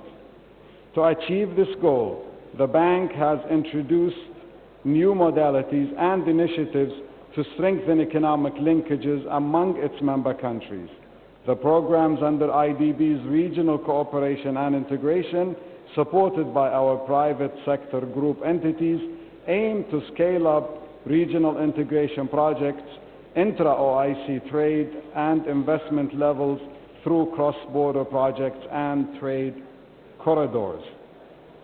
Excellencies, distinguished guests, the establishment of the Afghanistan Humanitarian Trust Fund is a strong message of solidarity with our brothers and sisters in Afghanistan. The 17th extraordinary meeting of the OIC Foreign Ministers, held in this great city on December 19, 2021, asked the Islamic Development Bank to establish, operationalize, and manage the fund to channel humanitarian assistance to Afghanistan in partnership with other international and regional stakeholders. I am pleased to update that the charter has been signed with the OIC. This is the first but very pivotal step that will pave the way for operationalization of the fund. The IDB is strongly committed to ensuring strict policies and guidelines to govern all of the fund's activities. Accordingly, we guarantee utmost transparency in all aspects of the fund's activities and adherence to the relevant international standards and best practices. Excellencies, ladies and gentlemen, given the gravity of the challenges facing Afghanistan today, no single entity or institution can tackle them alone. Instead, there is a consensus that the international community needs to collectively provide a holistic, practical, sustainable, and comprehensive solution, learning from the lessons of the past and leveraging the strengths of all stakeholders to address these daunting challenges. Since last December, the bank has had continuous coordination and consultations with the OIC, development partners, humanitarian organizations, and donors. We have also consulted with countries interested in supporting the Afghani people. We are committed to benefiting from all relevant experiences and exploring potential cooperation opportunities to ensure formulation of an impactful partnership to undertake collective efforts to achieve the fund's objectives. Since 76% of the Afghanistan population lives in rural areas, a primary focus of the fund will be to save lives by preserving rural livelihoods. An integrated, holistic approach is proposed to be adopted to ensure that the fund's limited resources are deployed most effectively to yield maximum developmental impact. We are also keen to leverage local community development councils, especially in rural communities, to design and implement various initiatives under the fund to enhance local ownership. We are committed to working with all our partners to break the prevalent vicious cycle of poverty and initiate a virtuous cycle of hope and self-reliance in the country. Excellencies, ladies and gentlemen, depending on the fund's funding amounts and possible replenishments, a comprehensive phased approach will be adopted to promote long-term peace and stability. This can be achieved by enhancing agricultural productivity to promote food security, ensuring access to quality education, especially for females, provisioning of health care facilities in rural communities, women, and promote food security, ensuring access to quality education, especially for females, provisioning of health care facilities in rural communities, women and youth empowerment, as well as facilitating rural electrification. The fund, in close coordination with our partners, is also actively exploring potential opportunities to leverage the private sector to support the humanitarian efforts, especially by focusing on creating meaningful employment opportunities in agro-business through supporting micro and small-medium enterprises. The Islamic Development Bank is also ideally positioned to provide the necessary platform for neighboring and regional member countries to play a positive role by optimally leveraging the IDB South-South Cooperation Program. Benefiting from the experience, expertise, and knowledge of several OIC and Islamic Development Bank member countries, the Islamic Development Bank, under the overall umbrella of the fund, is keen to facilitate the capacity building in key sectors such as banking and finance, medicine, and agriculture. We expect Islamic finance, particularly Islamic social finance instruments such as zakat, to play an essential role in facilitating resource mobilization and successful delivery of the programs. We look forward to the generous support of all OIC countries, international, regional, and bilateral organizations, the private sector, and philanthropists. The success of this fund will not be of credit to a single individual, entity, or institution, but to all of humanity. I reiterate the Islamic Development Bank's continued commitment to work closely with our partners and the international community to fully synchronize all efforts to ensure we collectively deliver sustainable support to Afghanistan, fostering resilience and self-reliance. Excellencies, distinguished guests, I take this opportunity to express our sincere appreciation to the Organization of Islamic Cooperation and the OIC Special Envoy for all their efforts to promote the Afghanistan Humanitarian Trust Fund globally. I would also like to thank the Kingdom of Saudi Arabia for this vital initiative whereby we take the lead in helping our fellow Muslims. Special thanks go to Nigeria for being the first country to make a pledge. We are confident other countries and donors will follow suit. I also extend my special thanks to the government of Pakistan for its generosity and hospitality, and also congratulate the people and the government of Pakistan on the occasion of this 75th anniversary of independence. Wassalamu alaikum wa rahmatullahi wa barakatuh.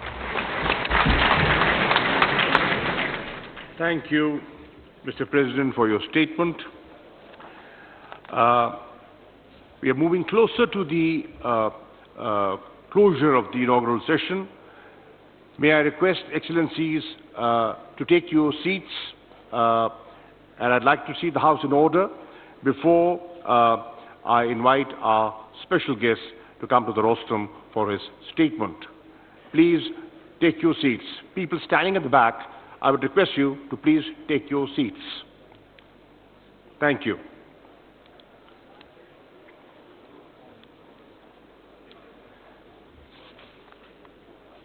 Excellencies, today we have with us His Excellency Mr. Wang Yi, State Councillor, Foreign Minister of the People's Republic of China, as a special guest.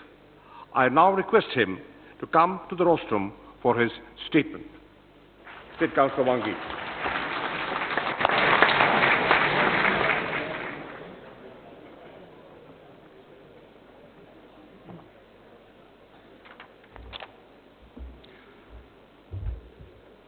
尊敬的伊姆兰汗总理，尊敬的库里希外长、塔哈秘书长，各位同事、各位兄弟、各位好朋友，非常高兴应邀出席伊斯兰合作组织外长会的开幕式，并有机会发表致辞。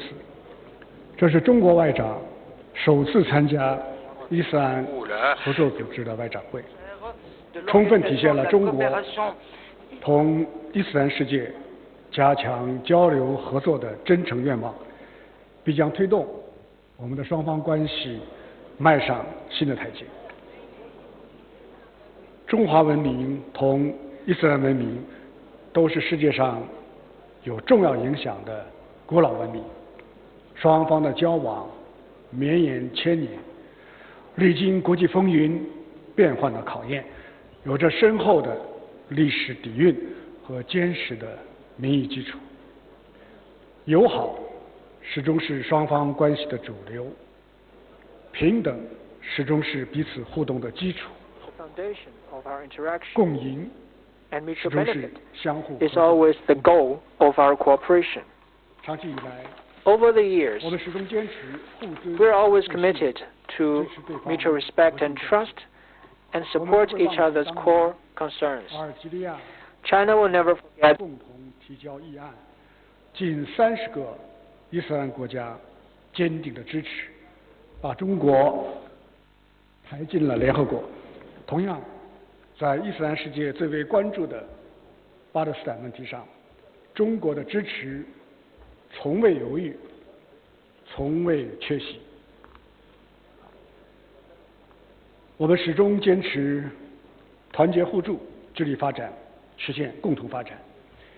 疫情爆发后，伊斯兰国家第一时间给予中国宝贵的支持，中国也及时向50个伊斯兰国家提供了13亿剂疫苗以及大量的抗疫物资。共建“一带一路”已经成为双方走向发展繁荣的桥梁和纽带。中国迄今已经同54个伊斯兰国家签署了合作文件，开展了将近600个大型的合作项目，资金投资的总额达到了4000亿美元，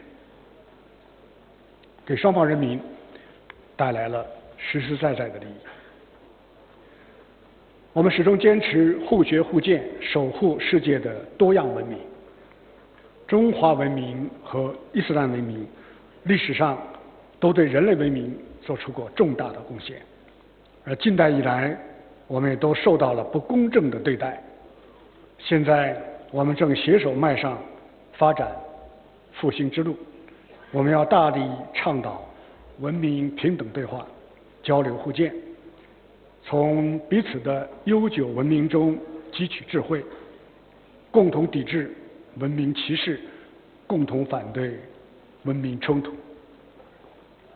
应该说，中国和伊斯兰世界已经找到了一条不同文明友好相处、合作共赢的道路，成为践行新型国际关系的典范，对不同国家、不同文明之间如何交往提供了有益的经验。各位同事、各位朋友，面对动荡变革的世界，本届伊核组织外长会聚焦结伴实现团结、公正、发展这一主题，反映了世界上大多数国家的共同心声。中方愿意同一方一道，倡导真正的多边主义，捍卫联合国宪章的宗旨原则，维护以联合国为核心的国际体系，在追求民族复兴的道路上风雨同舟，携手同行。中国愿意同伊斯兰世界建设4个伙伴关系：一是做团结协作的伙伴，相互坚定支持彼此捍卫国家的主权、独立和领土完整，坚定支持彼此独立自主地探索符合本国国情的发展道路，坚定支持彼此维护自身的正当发展权益和广大发展中国家的共同利益。二是做发展振兴的伙伴，继续团结抗疫。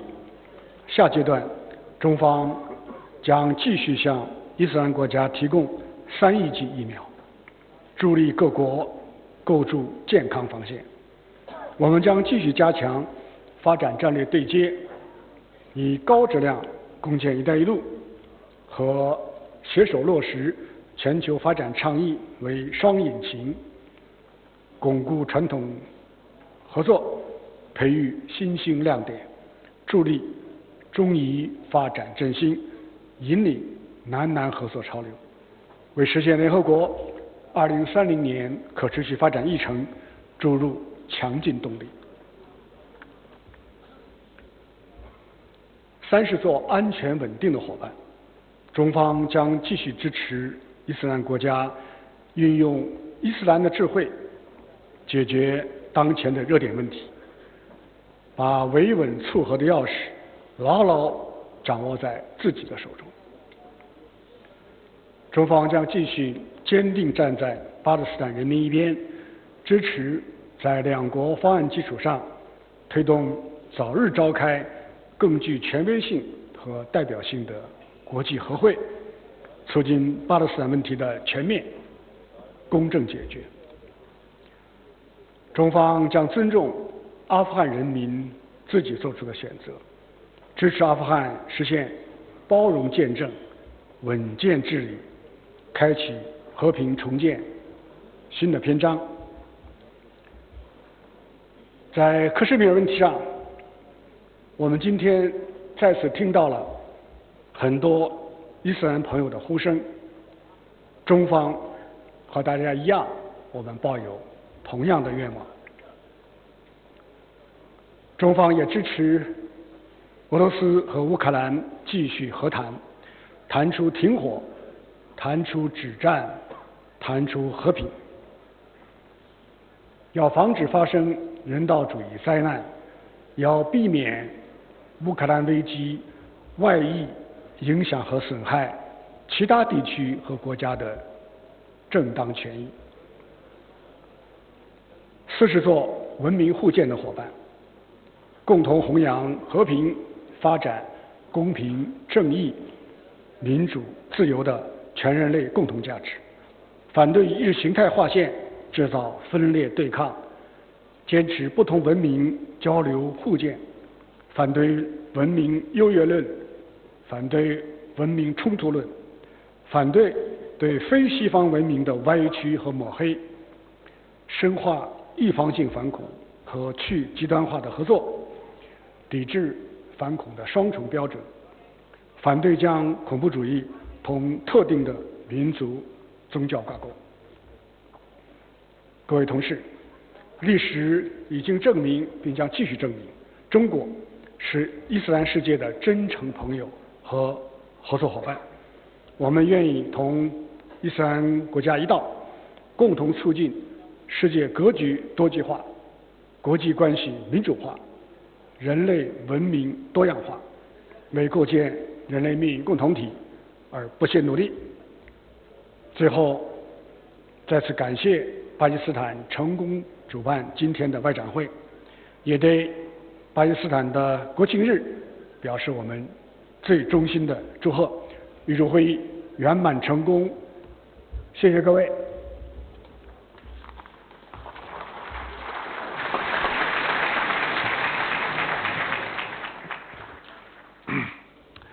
Thank you, Excellency, for your insightful remarks. We are grateful indeed for your gracious presence. I now request His Excellency, Mr. Imran Khan, Prime Minister of the Islamic Republic of Pakistan, to make his keynote address.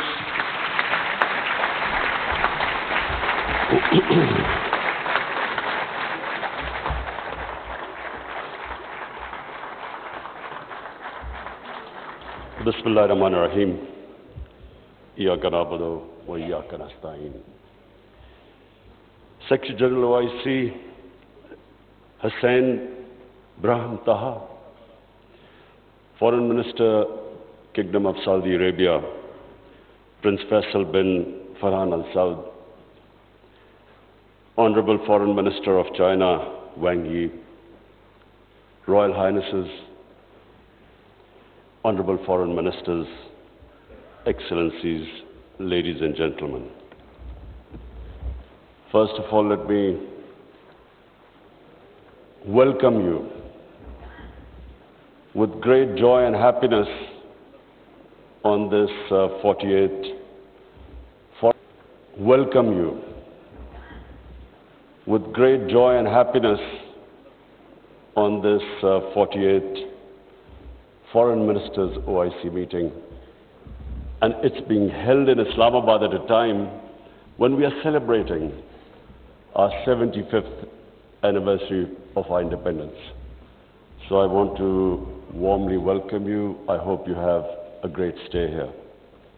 And from the people of Pakistan, they are overjoyed that all of you are here and on this special occasion. Today I want to especially congratulate our OIC members because of a landmark resolution passed in the United Nations declaring 15th March as a day to combat Islamophobia.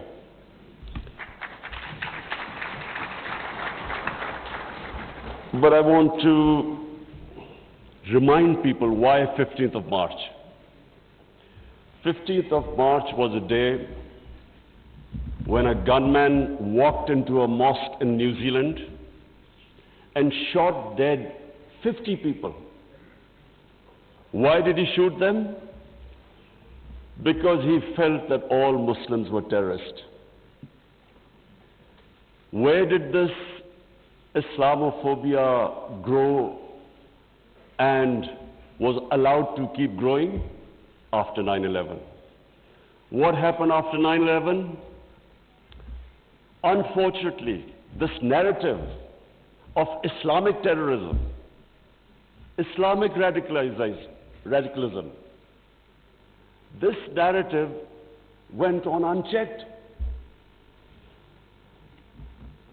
Respected foreign ministers, I have spent a lot of my life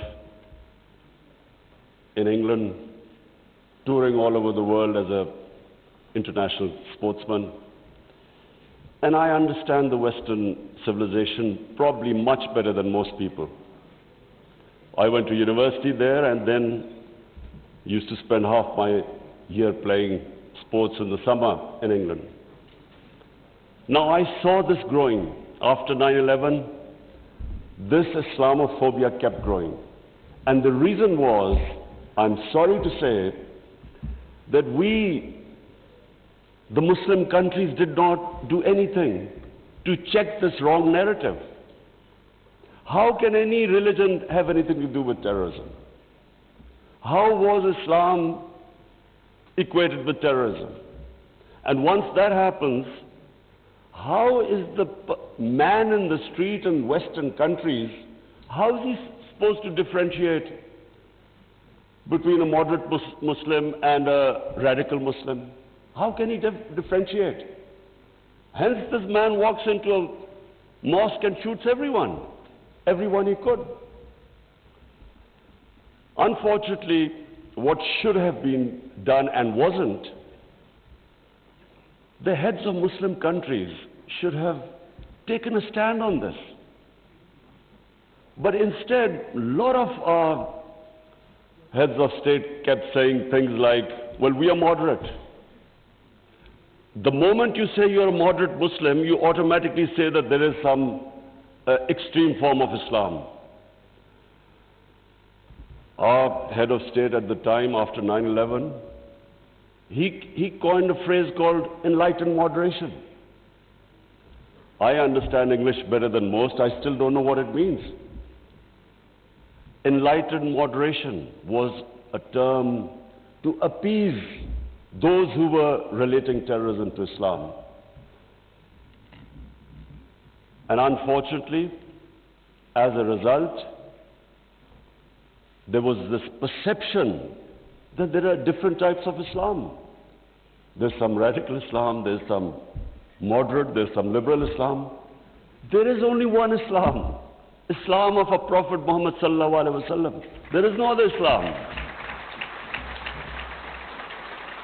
In human communities, in every human community, you have your moderates, you have your liberals, you have your conservatives, you have your fanatics. Every human community has that. The man who walked into the mosque in New Zealand clearly was not a normal person. So, but why no other human community was branded with their religion? 1.5 billion people branded by these terms. And there always should be self-criticism, because that's how you improve. Unless you analyze your mistakes, you can't improve yourself. So that was the biggest mistake we made. We did not challenge this narrative. And guess who suffered? Muslims living in Western countries. They kept suffering.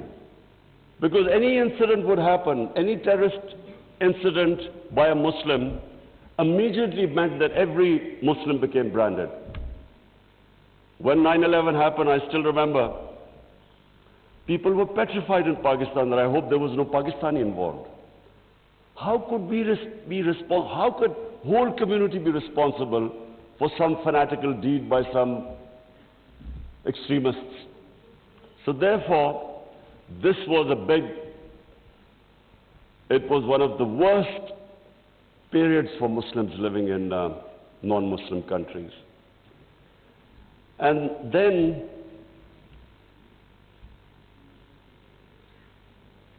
in 1989, there was a book called Satanic Verses, written by a Muslim who knew, because he came from a Muslim family, he knew the reaction in the Muslim world amongst the Muslims if he insulted or mocked or ridiculed our Holy Prophet, peace be upon him. But what happened after 1989 was, rather than again the Muslim world coming up with an intellectual narrative, trying to explain to them that why do we feel, why are we so hurt when our Holy Prophet is ridiculed? Why does it hurt us so much? Living in and knowing the Western societies, I knew why they couldn't understand, because they do not treat religion like we do. Jesus Christ is not treated the way we in the West, the way we treat our Holy Prophet here. So they couldn't understand what was going on. Why were there demonstrations? Why were there death threats to Salman Rushdie? So they kept thinking that the Muslims do not allow freedom of expression. So Muslim world is intolerant. It doesn't allow freedom of expression. They were able to vilify our religion. And yet there was no coherent response from the Muslim world. And therefore, we kept into the cycle. Every few years, there would be some cartoons, insulting cartoons against our Prophet. Every few years, there would be something insulting him. We would respond. There would be some act of extremists. They would not respond. So this Islamophobia, this cycle, kept getting worse. And poor Muslims living in Western societies kept suffering. So that's why I'm really pleased that for the first time it has been acknowledged that Islamophobia is a reality and something needs to be done about it. And from now onwards, we hope that we will be able to put forward a narrative that why it hurts us so much. And honorable foreign ministers, let me just say that I only came into politics 25 years ago. I was watching this Islamophobia building up in Western societies. But two, I wanted my country. We were the only country which became independent in the name of Islam. And so,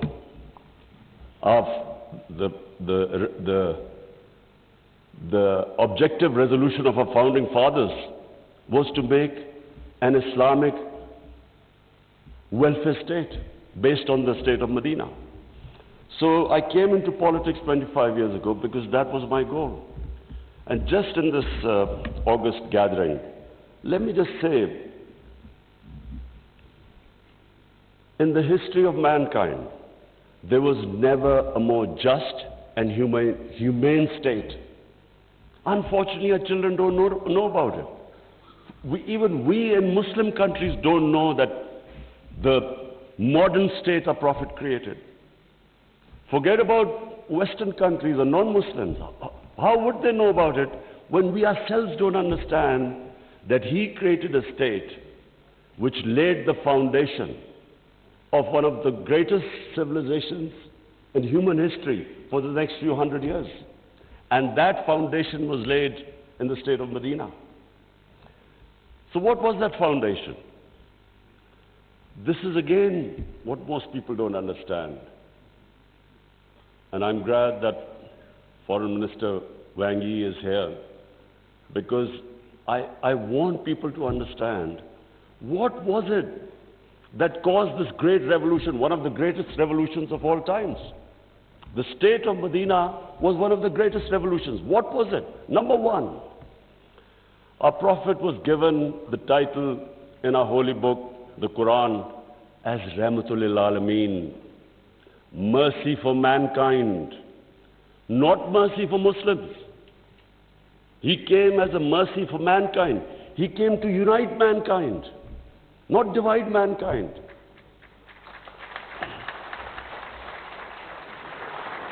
Allah for Muslims is Rahmat Rabbul Alameen, not Rabbul Muslimeen. We do not understand, we Muslims don't understand the great mission our Prophet came in this world for, to unite humanity. The Charter of Medina was signed with Jews, with Christians, with Sabians, and with pagans. All became part of a human community. We don't even realize that in 10 years which the Prophet came to Medina and then he left this world, people think that it was, through conquests and through the sword. Hardly anyone knows that in these 10 years, there were only about 1,200 people who were killed in battles. In these 10 years, 1,200 people died and Islam spread all over Arabia. So it was a revolution of ideas. He created a new system. The state of Medina, he created the best rule of law. The basis of a civilized society is rule of law. He's saying that even if my daughter commits a crime, she will be punished. No one is above law. He's saying that many nations before you have been destroyed, where the powerful crooks were exempted, were given immunity, and poor crooks were put into jail. If you look at the world right now, Excellencies, I can tell you, just look at all the poor countries. Look at the countries which have poverty. There will be one thing in common. They cannot catch the white-collar criminals. They only end up putting petty criminals in jail. This is the biggest problem which our Prophet, peace be upon him, predicted almost 1500 years ago. The developing world is poor not because they lack resources, because they cannot put the powerful criminals in jail. There's a fact-type panel report by Secretary General of the United Nations. According to this report, and this will shock all of you, that every year, $1.6 trillion leave the poor countries and end up in tax havens and in the developed world. $1.6 trillion according to the fact-type panel report of the UN Secretary General. Just imagine what is going on. Poor countries are being robbed simply because we cannot put the powerful criminals in jail. We cannot bring them under the rule of law. This is what our Prophet predicted. And this was the state of Medina, where he set up this system of rule of law, no one above. And two of the first four Khalifas, two of the first four heads of state of Medina ended up in court of law. And one of the most revered and respected figures of Islam, who was the fourth Khalifa, he loses a case against a Jewish citizen because the judge refused to accept the testimony, who was the fourth Khalifa. He loses a case against a Jewish citizen because the judge refused to accept the testimony of his son. This was the justice system there, which laid the foundation of this great civilization. So what does it show? Number one,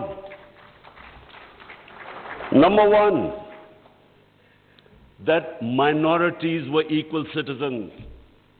They were equal citizens in front of law. There was no discrimination. Secondly, it shows that a common citizen could win a case against the head of state. No one was above law. This is 600 years before the Magna Carta was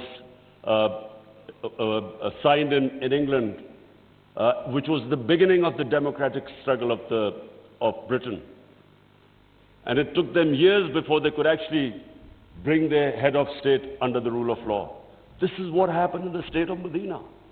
It was ahead of its time. And then it was the first welfare state in the history of mankind. Compassion, humanity.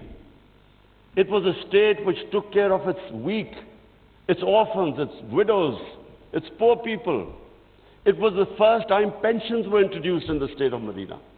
They took care of the old people. A compassionate state. A state where they wanted to please the Almighty. How do you please the Almighty Allah? By looking after His human beings, especially the weak. This is what happened in the state of Medina. And today, I feel sad whenever I go to Scandinavia. I see what a welfare state should be in all over the Muslim world. Look at humanity there. Look at the way they look after the weak. In fact, sometimes I'm sad because they look after the animals better than some of us look after our human beings. And remember, He's Rahmatul Alameen, so whoever listened to His message, whichever human community will prosper. It doesn't matter because for all humanity He brought the message of mercy.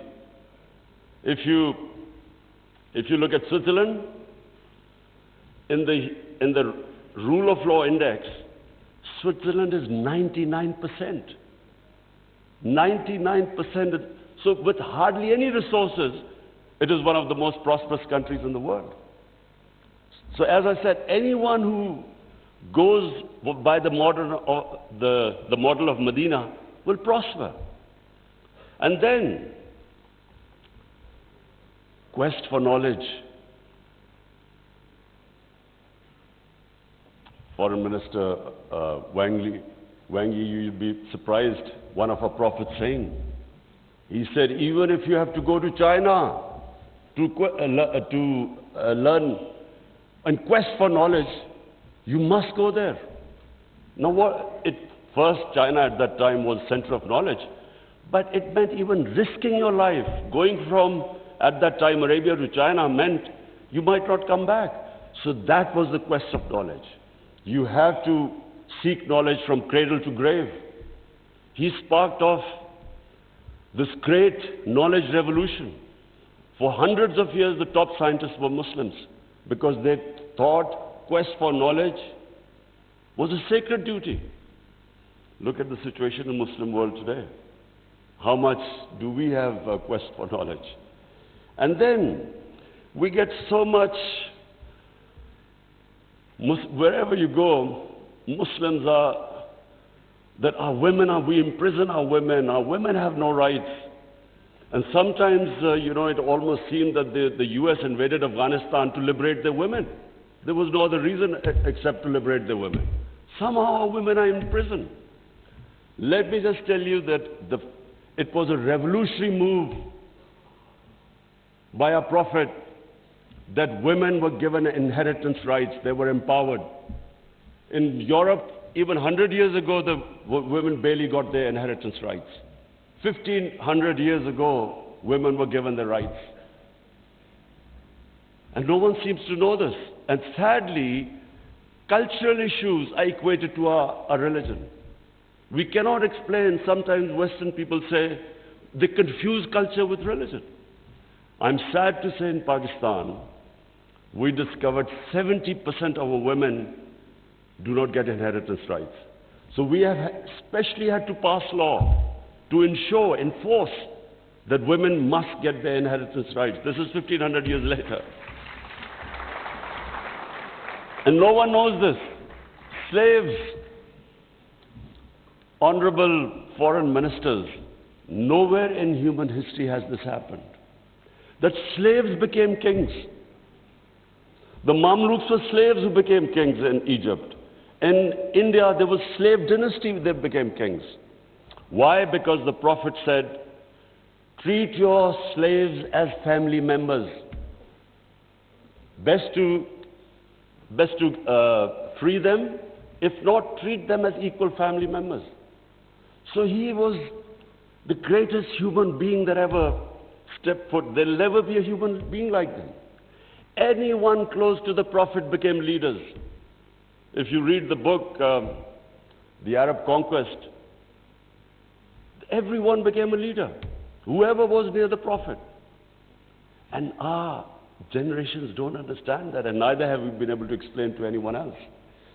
Let's not confuse Muslim imperialism with the 10 years of Prophet in Medina. Let's not confuse that, because that was not what the Prophet preached, where the Muslims went all over the world conquering. It is not what the Prophet's, the whole revolution was of ideas.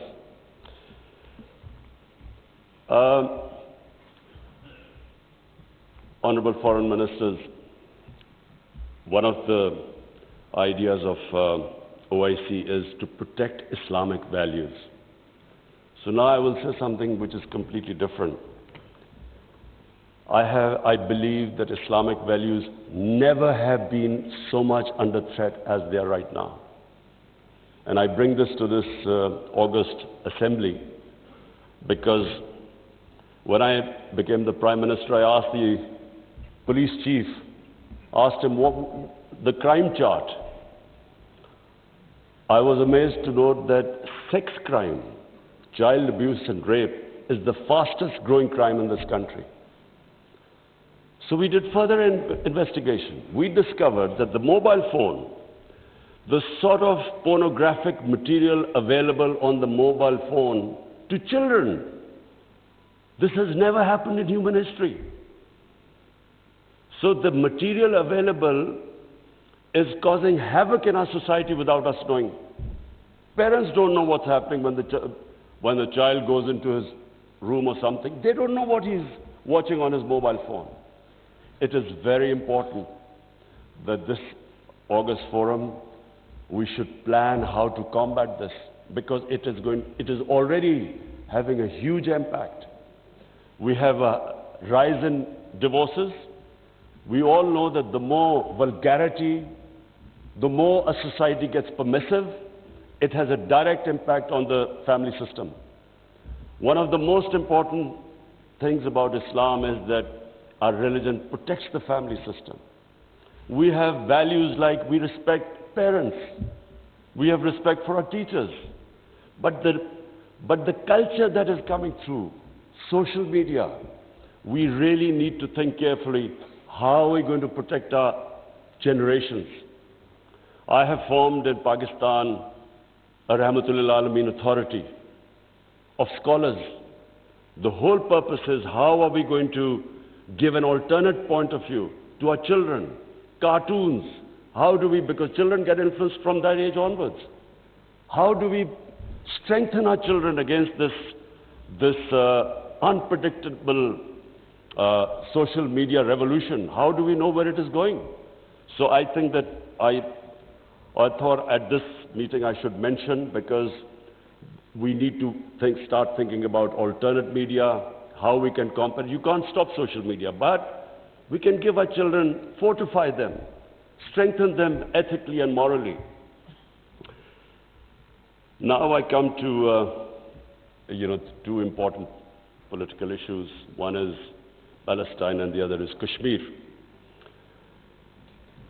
Honorable Foreign Ministers, we have failed both the Palestinians and the people of Kashmir.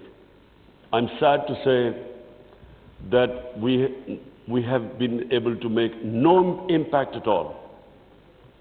They don't take us seriously. We are a divided house, and those powers know it. We are 1.5 billion people, and yet our voice to stop this blatant injustice is insignificant. We are not talking about conquering some country. We're simply talking about the human rights of the people of Kashmir and Palestine, the international law, which is on their side, United Nations Security Council resolutions that back their right. In Kashmir, the international community promised them the right to decide their own destiny through a plebiscite. That right was never given to them. In fact, the special status of Kashmir was taken away illegally by India on 5th August 2019. Nothing happened, because they feel no pressure. They feel we can make a resolution and then, back to our usual business. I'm not talking about altering our foreign policies. All of us countries have our different foreign policies. But on core issues, I am asking the OIC that unless we have a united front, we will keep these abuses will happen. Like in Palestine, it's daylight robbery going on in Palestine. The only hope I have is now, because of social media, first time in Western countries, there's awareness of what's going on to the poor Palestinians. That is, so far, much more than the OIC. It's the mobile phone and the spread of information of the injustices being done to the Palestinians. That is the best, at the moment, the best way to protect them, not us. In Kashmir, it's a war crime, according to the 4th Geneva Convention, to change the demography of an occupied land. India is changing the demography of Kashmir by making the Muslims from a majority to a minority, by bringing in settlers from outside. This is a war crime. Yet no one is pushed about it. Neither India is pushed nor Israel, because they think we are ineffective. So, Honorable Foreign Ministers, let me just say that the way the world is headed, I'm afraid it's headed the wrong way. There's a Cold War almost started. There is a chance of world being divided into blocks. We 1.5 billion people, unless we are united, unless we take a united stand, we'll be nowhere. As what I'm scared to say where the future is headed right now. Before I come to Ukraine, I just want to talk about Afghanistan. It is extremely important that we stabilize Afghanistan. After 40 years, and no nation has suffered as the people of Afghanistan. 40 years of conflict.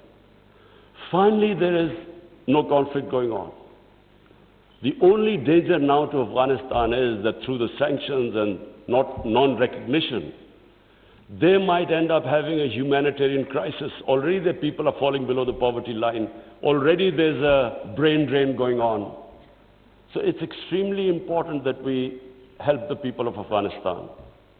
And I say this because a stable Afghanistan is the only way, I repeat, it's the only way we are going to be able to stop international terrorism from Afghan soil.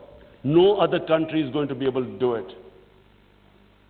Let's not be delusional that some other country will come in and sort of through drones or something fight terrorism. It's not going to happen. The only hope is a stable Afghanistan government that can take care of international terrorism. I want to add a word of caution. Anyone who knows the Afghan character should be cautioned that please do not push the people of Afghanistan to do things where they feel that their sovereignty is being threatened. They are very proud, independent-minded people. They have always fought for their sovereignty for hundreds of years. To do things where they feel that their sovereignty is being threatened. They are very proud, independent-minded people. They have always fought for their sovereignty for hundreds of years. They do not like the idea that someone is dictating to them. So I would caution that let's help them, let's encourage them, let's get them involved in the international community. And I believe that the people of Afghanistan are strong enough to evolve and go in the right direction. But please let's remember that the Afghan character does not like outside interference. And finally, I come to Ukraine. I'm, like I think everyone here and the rest of the world, we're all worried about what's going on there.